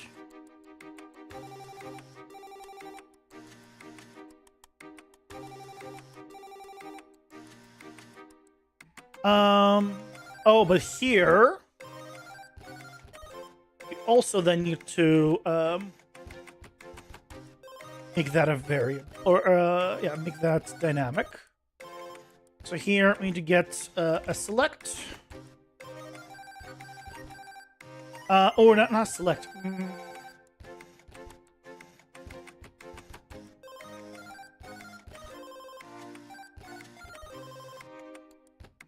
I want this to a function. Perhaps to function. Get effect build up current amount.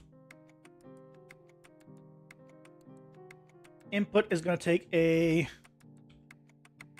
gameplay tag.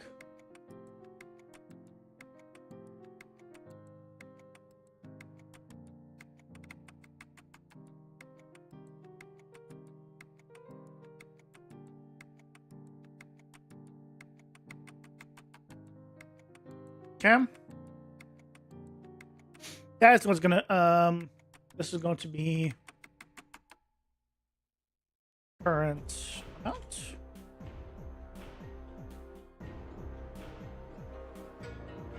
Gameplay tag is from the input. So it gets gameplay tag. Just passing it from the beginning there.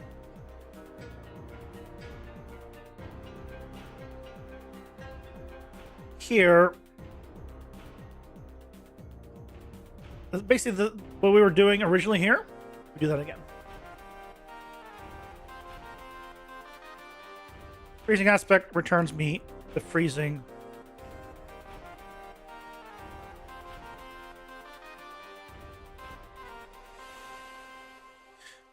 Here we set the members. Then we need to set array element. This and the array element is the effect.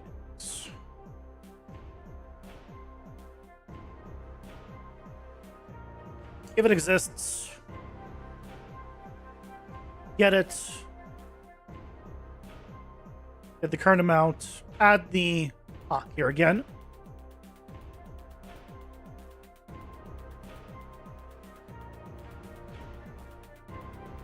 So we can do the same thing here.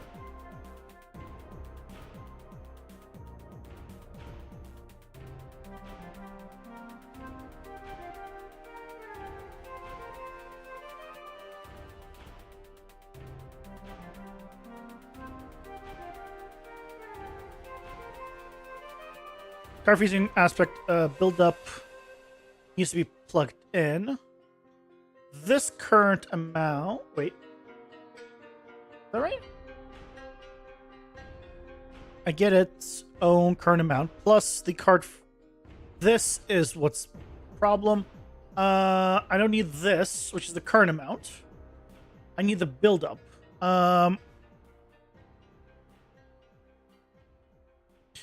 So get effect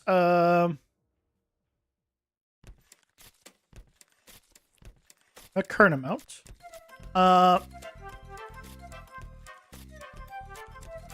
Build up amount.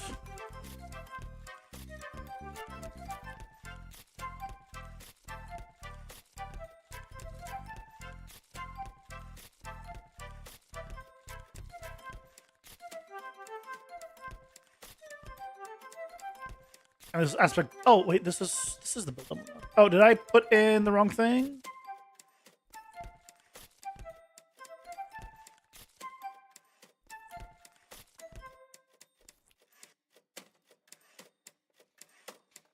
Have a good night, good guts. Thanks for stopping by. Have a good night's sleep and rest.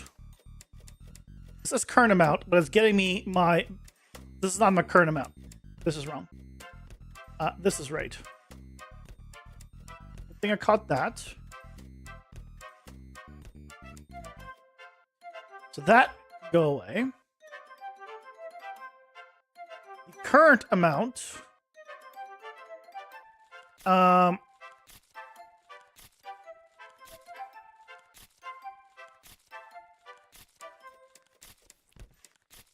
needs to be the active, because we confirmed that we have it. Effect exists false. Oh, then I need to get the maximum. I need to get oh yeah, then we get the amount we build up.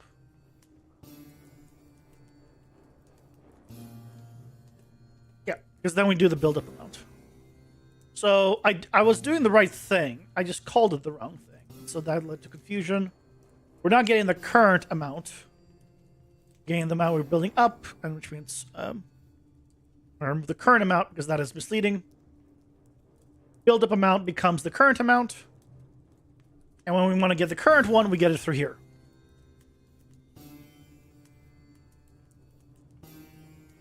Okay. And now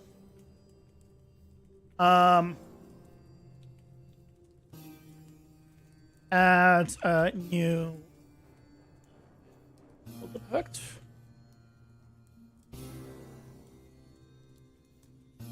This is stack existing build up effect. I'm so muscle memory in terms of writing the word building. I keep writing building effect or trying to do building effect. Build up effect.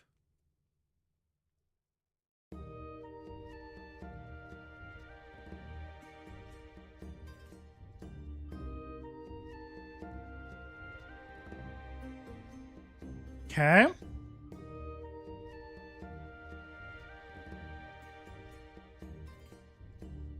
Check if effect already exists. I'm actually doing good, and I'm actually commenting things. Ah. Look at me go, commenting and everything. So now this should be mostly modular. The only thing I need to do is this part here. And then everything else will should automatically work. Update. And we can know this.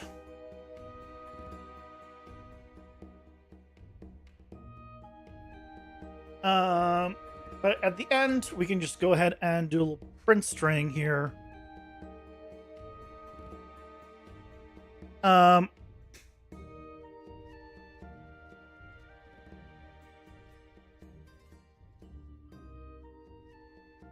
I'll just get the 0 specifically, which I know will be freezing aspect because the only one we got.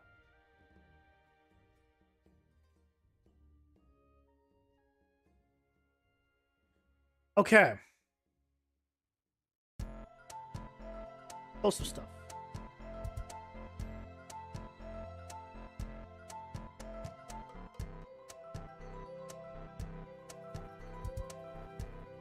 Actually closed event graph.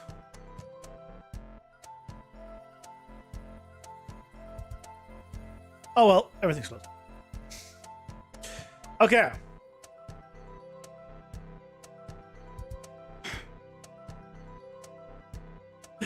That was a little more complicated than I would have liked. Because the whole point of this was to be able to stack it. So here, detach all this.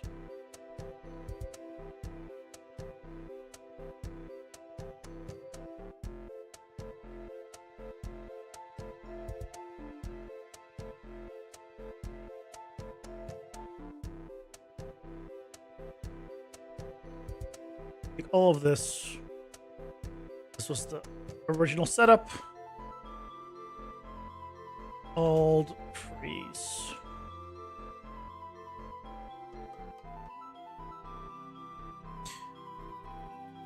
Okay, we don't care about the loop.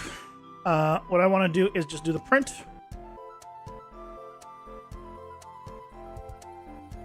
Theoretically, this should not... Yeah, that doesn't print anything special. But if I did freezing aspect... no. Oh, am I giving myself the tag? Hold on. I might not be giving myself the tag.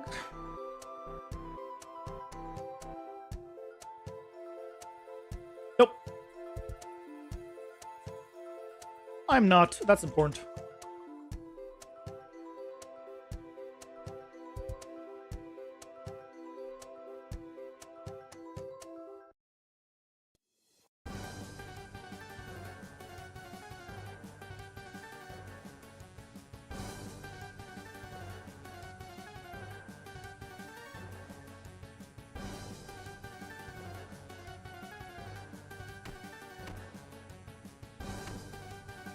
It prints, but it prints 0. Okay. Why is it print 0?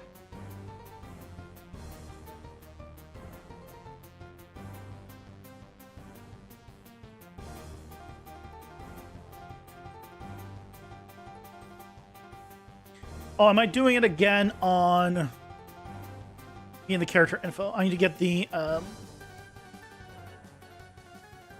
damage dealers info.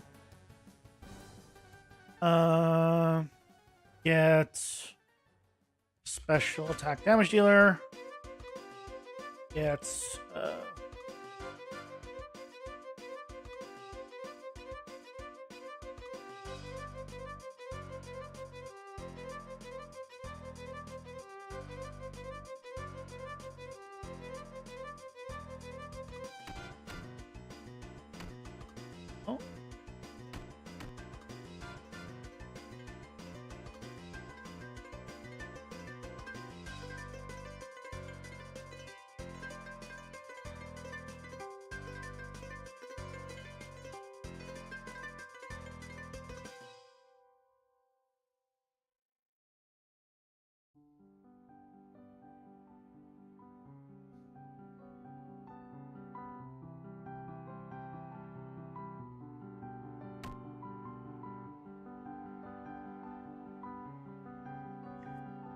Then trigger.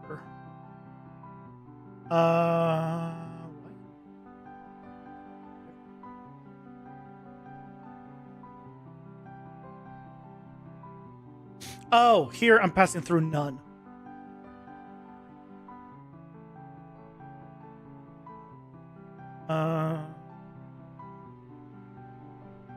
A freezing aspect is passed through.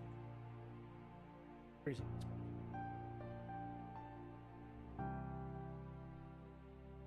Or pass through.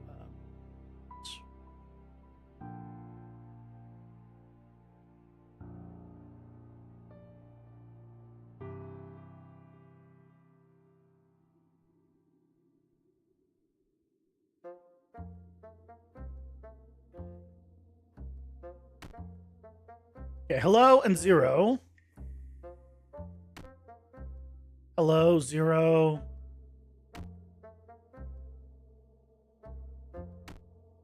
5. Oh, so I was right originally, I think.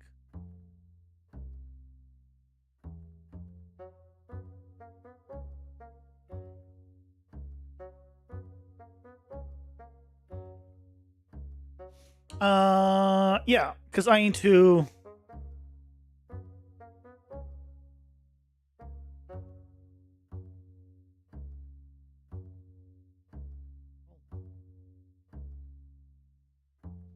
This is the person receiving the damage.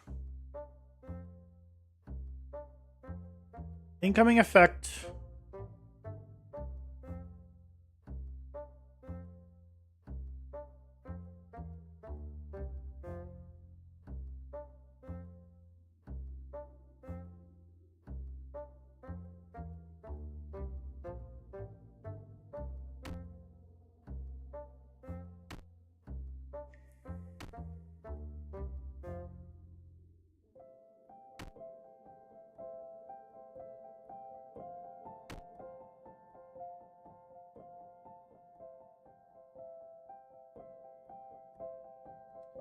So hold on.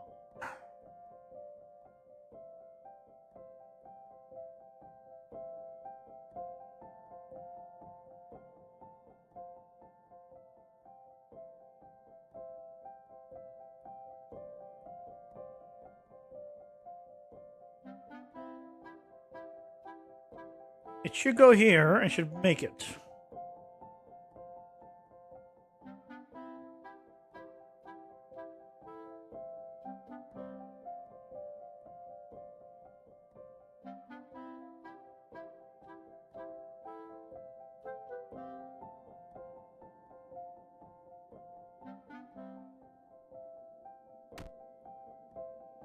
Okay, it does.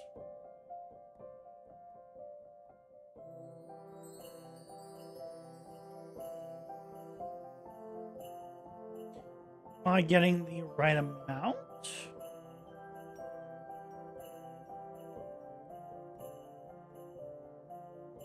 Maybe the amount is not being passed through. Oh, it's not. Why?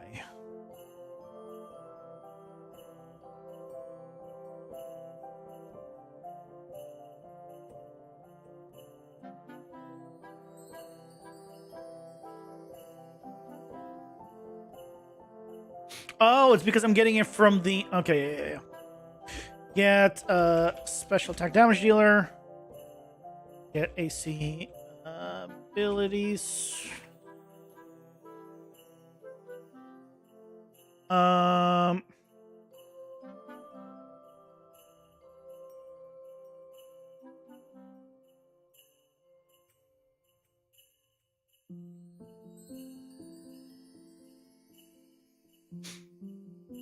Getting it from the wrong character.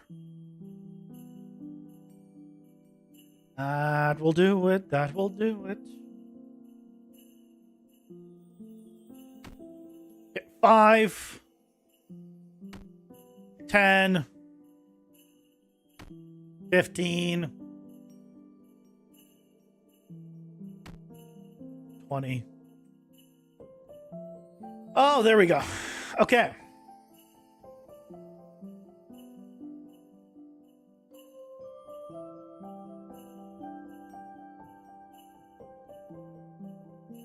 It's working. Okay. Let's make this a little bit bigger.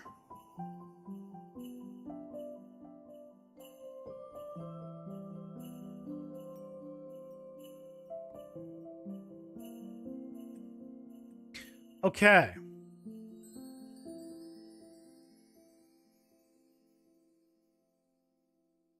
So this is not working. So every time you build it up,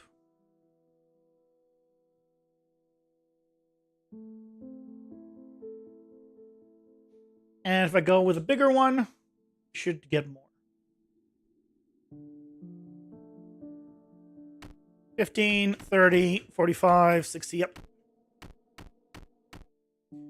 Yes! Okay. Working.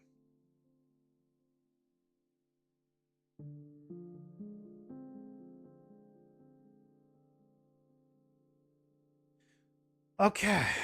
Now. Ads. Here, pausing for ads. Now ads. But afterwards. But afterwards.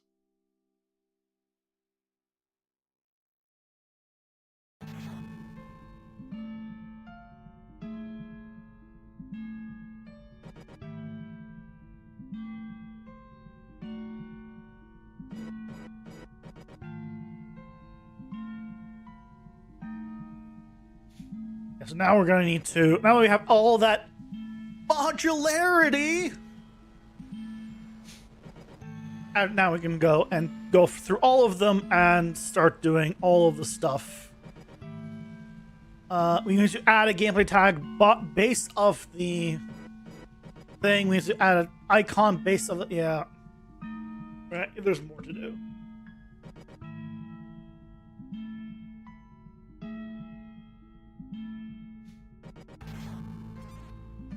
This add icon, I've been reusing it in places. I should make this a function.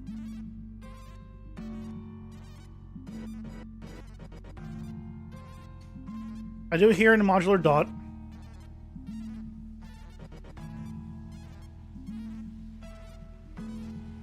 So this kind of setup.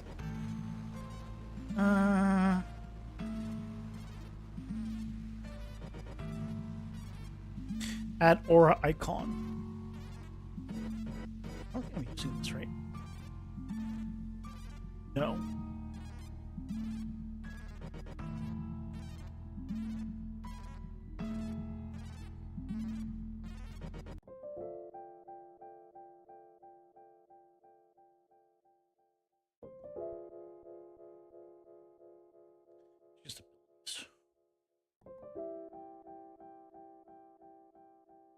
Sorry, just doing a little cleanup.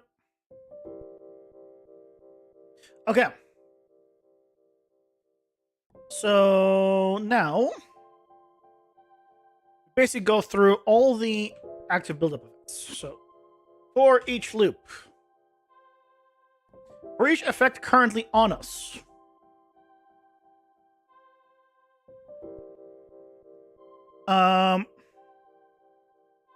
we take the current amount. Basically, we're doing the same thing we were doing for the dot.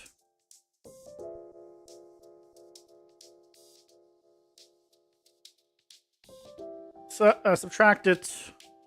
But I can't reuse this.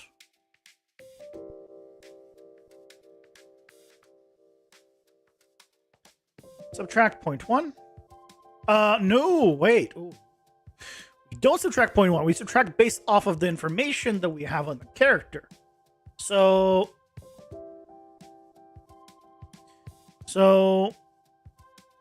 we need to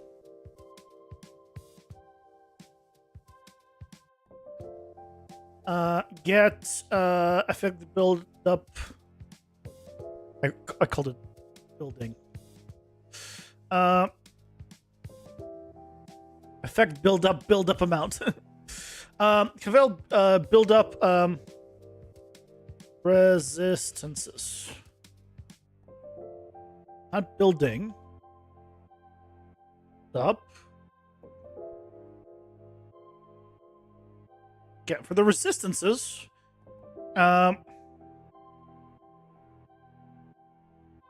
Resistance info is going to be the struct.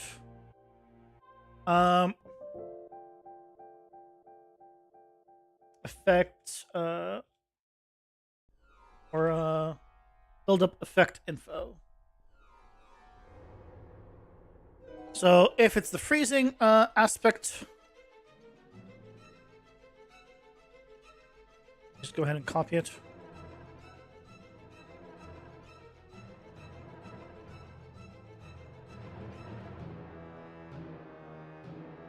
Let's pass this along.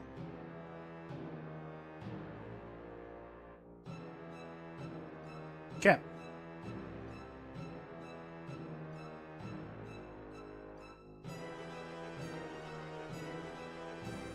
So here we get the resistances.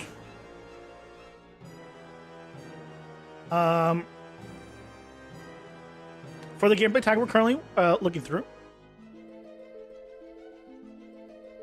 And then we subtract. So here we need to do a break. We need to get a fall off per second.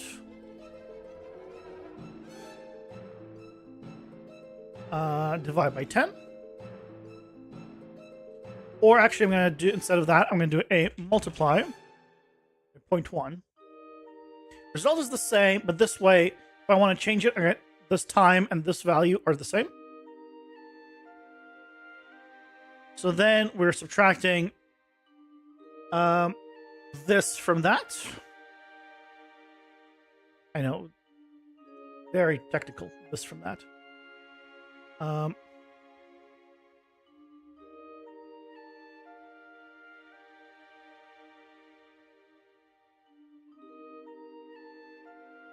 And then we check if it is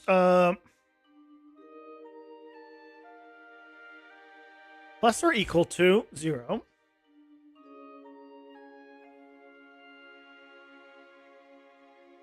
If it is, we just remove it. You don't really do anything else. This means the effect has run out.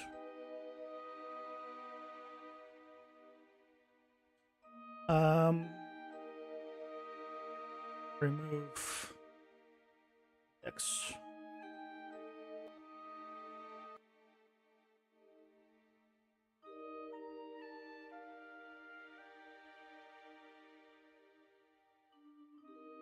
Ooh, hold on. This was bad. Hold on. Am I doing the same thing here? I am. This is bad. This would cause issues. There's an easy way to fix this, though. A reverse for each loop. Otherwise, we would have had problems. You don't want to remove stuff while you're in the middle of a loop, a regular loop. Or you have issues. And you will need tissues. Reverse for each loop. I think I caught that, though. Basically, if I remove the index and it goes to the next index, the indexes have now moved. But if you're going reverse, then it starts at index 10, right? And if you remove index 10, it doesn't matter. The next index is index 9. So for removing, when you're removing stuff, you want to go reverse.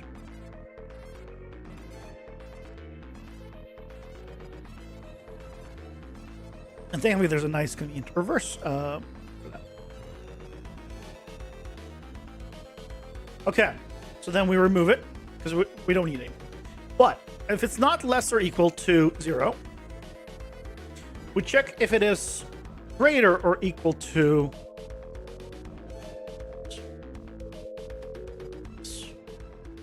check if it is greater or equal to the trigger point, basically.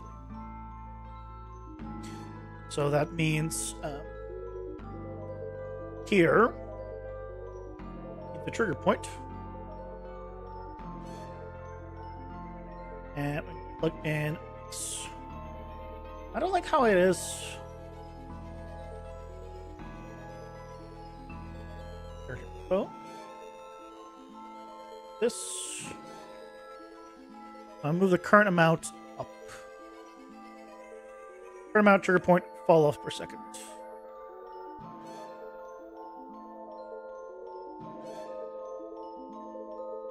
Used to have this in a different. Not a big deal, but.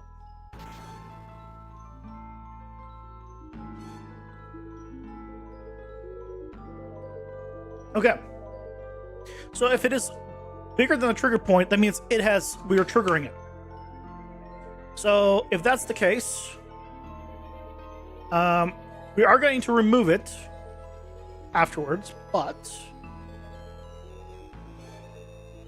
we're going to do some stuff. Things we're going to need to do.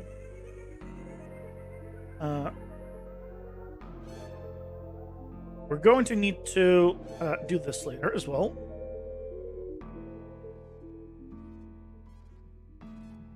I mean, actually, we can do this here.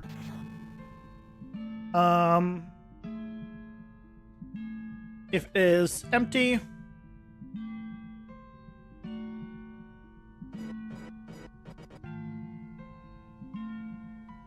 stop the timer. You don't need to keep going if it's empty.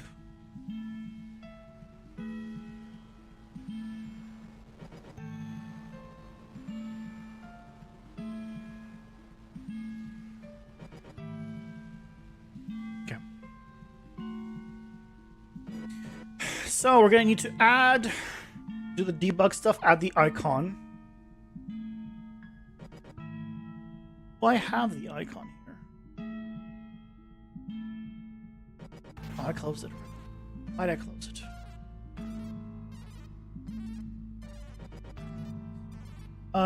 Build up effect info. Effects.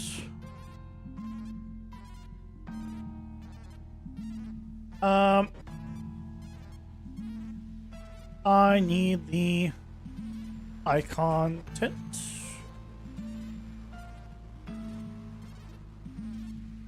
Linear color. White.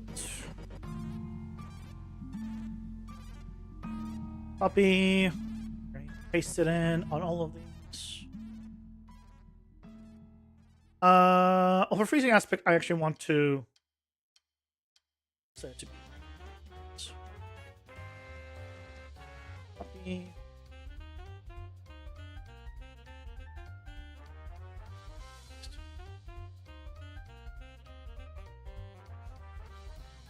Okay, now we have eye content. So we can pretty much reuse the same system we had here.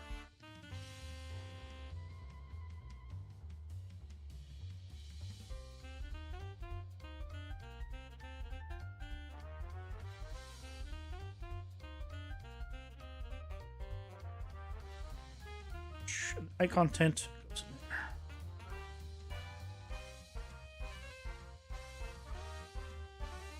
So theoretically, already, this should work.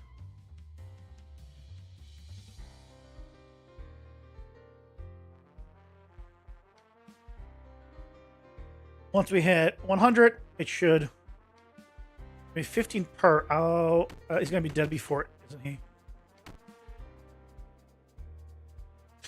Okay, I need to.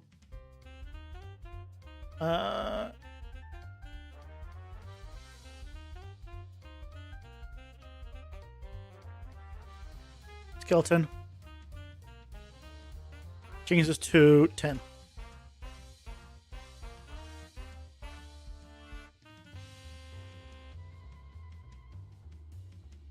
We also confirmed this works.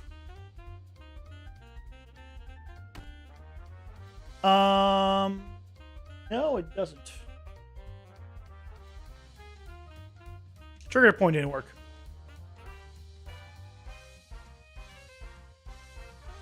What trigger point didn't work?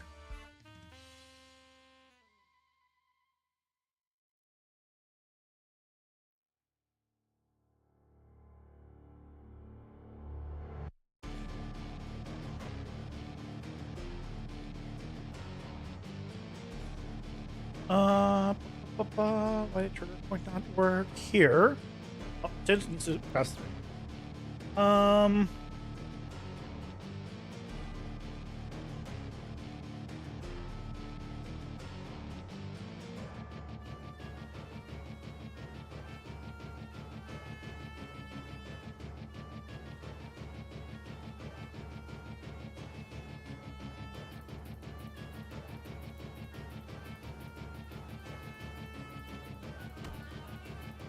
100.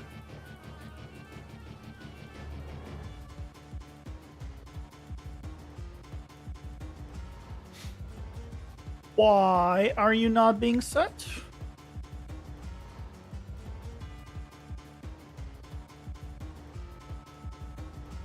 Did I do on the wrong one? Oh my god, I did it on the I did double.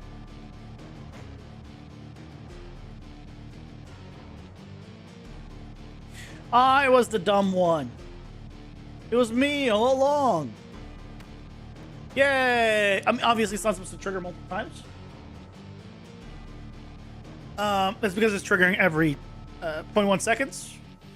But it works. Okay, it works.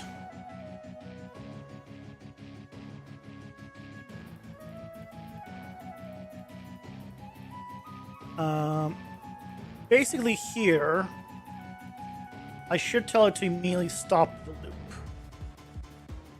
Oh, I don't want to stop the loop. I just haven't removed it yet.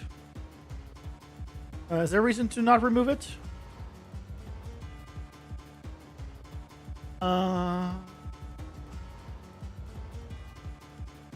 I'll do it at the end.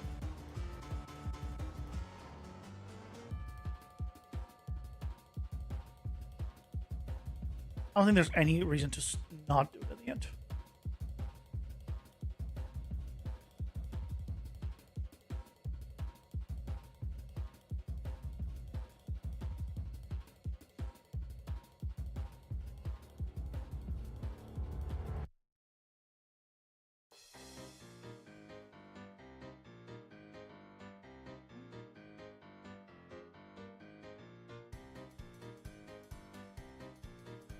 Okay.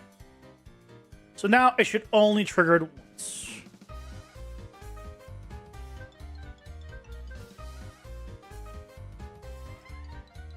Put it back.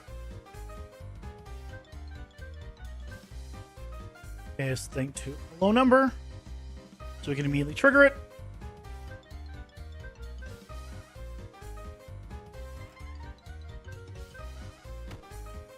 Yeah, it worked. Why is it white now?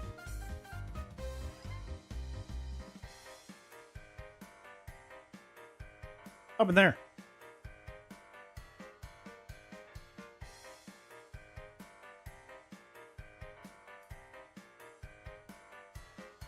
Blue.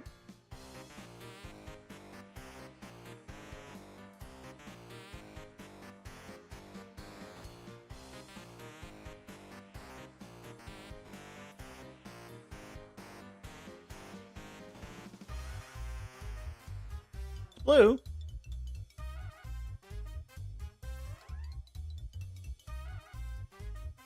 Can I pass something through? I don't need this anymore.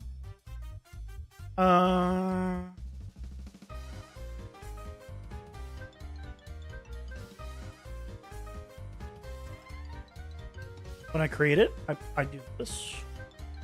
Otherwise, I only update that. Why did it become blue? I mean, white. How did it become white?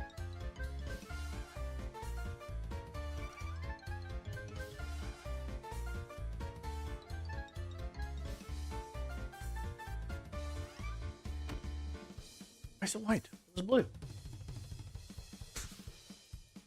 Oh, did I...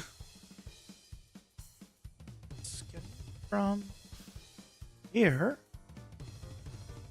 Active effects.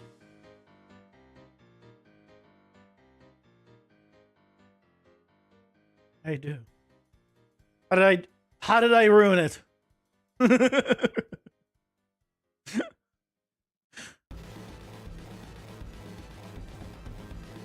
It all gets passed through.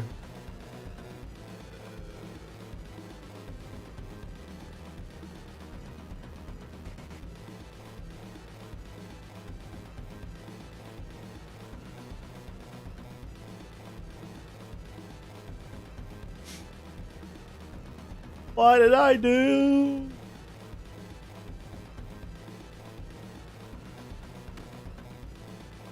Zero points. Yeah, it had info. It has info. So it does get added. And the effect exists. It should be fine.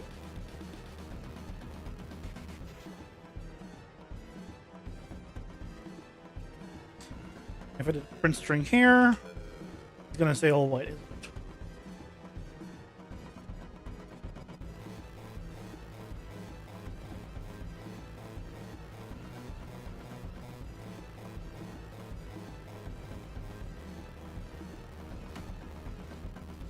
No, it doesn't. Why is that not white? What?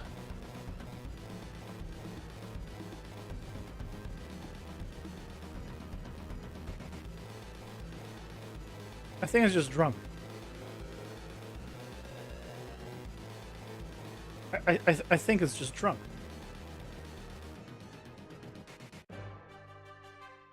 It clearly found it. It shows the right color.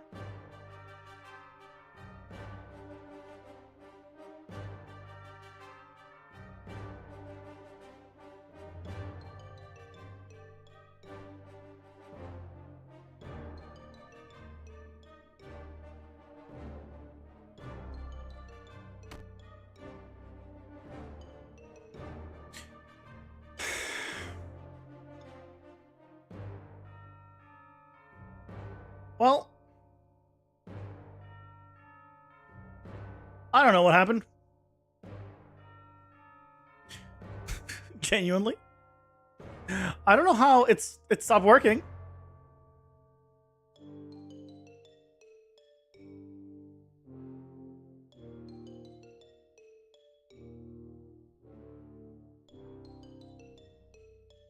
Because this triggers.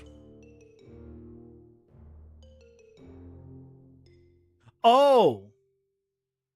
It's because of this. I do need to do it after.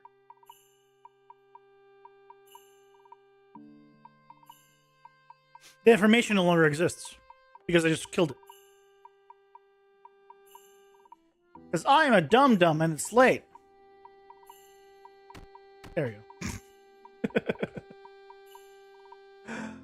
Dum-dum strikes again. Okay. So I'll need to remove it. Yeah, down the line. Sweet. So we're kind of got there to we're up to here. So we've transformed this part. I can delete that. This is left to modularize and fix up and clean up. Make sure it works modularly. Awesome. Do that tomorrow. There's one red section. I have red sections as things that I no longer need, but are there just for reference, but they will be deleted. That's what red for me means. If I do black, that means, yeah, this is just a comment. What is it? I can tell from a distance. Red means, hey, I'm deleting this. Definitely, maybe I need a reference for it, which is why I haven't deleted it yet. Yellow means it is like reference or like a maybe thing. Things of that nature.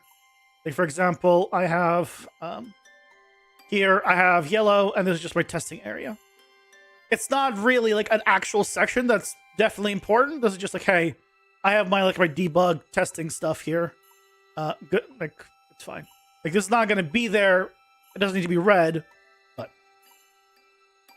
you've been leaving yours is great. Good to know you can change the color. Oh yeah, I change all of mine to black immediately because when you do a regular comment, right? It's this light gray white color, and if I just take anything here. These white lines are much harder to see over this lighter thing, especially if I stack comments on top of each other. This becomes harder to see. While over black, it becomes easier and easier to see. So I always change all my comments to black because it's much easier to see all the colored and white lines over black than over white. So, I don't know. I wish I could set it to be as the default, but you can't, so you have to do it manually. Whatever. Yeah, dark mode, all the things. Exactly. All my stuff has is always black, black, black, black, black. I don't do colors. I just have things organized by name. Like, here's my start of the game section, here's my movement section, here's my action section, collectibles, utility, UI. I don't need a color. I just need the word. Because I'll forget what the color means anyway. So I just need the word. Bam! Cool. We are most of the way through actually setting this up and having this fully modular to be able to stack as much as we want. With different kind of effects and things that need to trigger based on hitting a certain amount, which means we can probably put stun on here too. We might put a stun here too, because we could just we could just make it so it builds up, but it just doesn't go down. Like, if you want to stun it after you do a certain amount of damage to him, you just not have it go down, but we probably will still.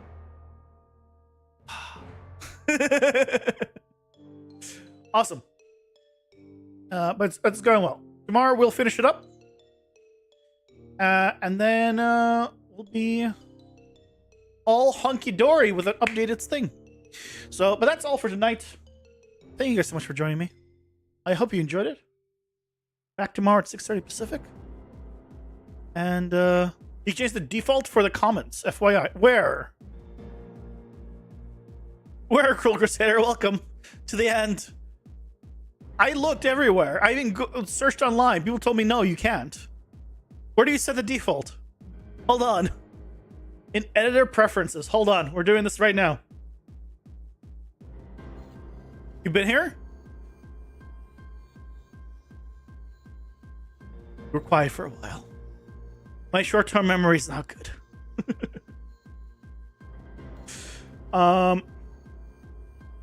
Comment.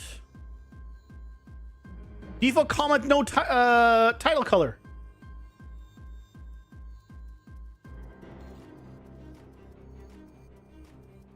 Oh my god. You're a god among men. You're a god among men. It works. Oh, I wasn't even showing it. I wasn't even showing it. Editor preferences. Just search comment. It's right there. Default comment, no title color. Yes. I googled it when before, like a while back, like probably near the beginning of the year when I was like starting to do this a lot. I was looking into it. Yep, wouldn't tell me anywhere. Whoa! It actually wait. It changed the back plate here as well. What? That's interesting. Why? That's different. It actually changed the comment color.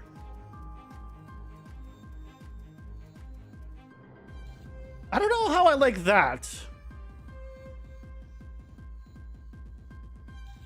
Why did it change the backing? Right? That's odd. Because normally this doesn't change this, right? If I make it pink, it doesn't change the comment backing. But that did. What in the world? Why? Why is it that the way it is? Whatever. Okay, guys. Thank you for joining me today. Hope you have a good rest of your night. And I'll be back tomorrow at 6:30 Pacific for some more game dev. We're finishing up the modular stuff. Yay! Take care, everyone. Bye-bye!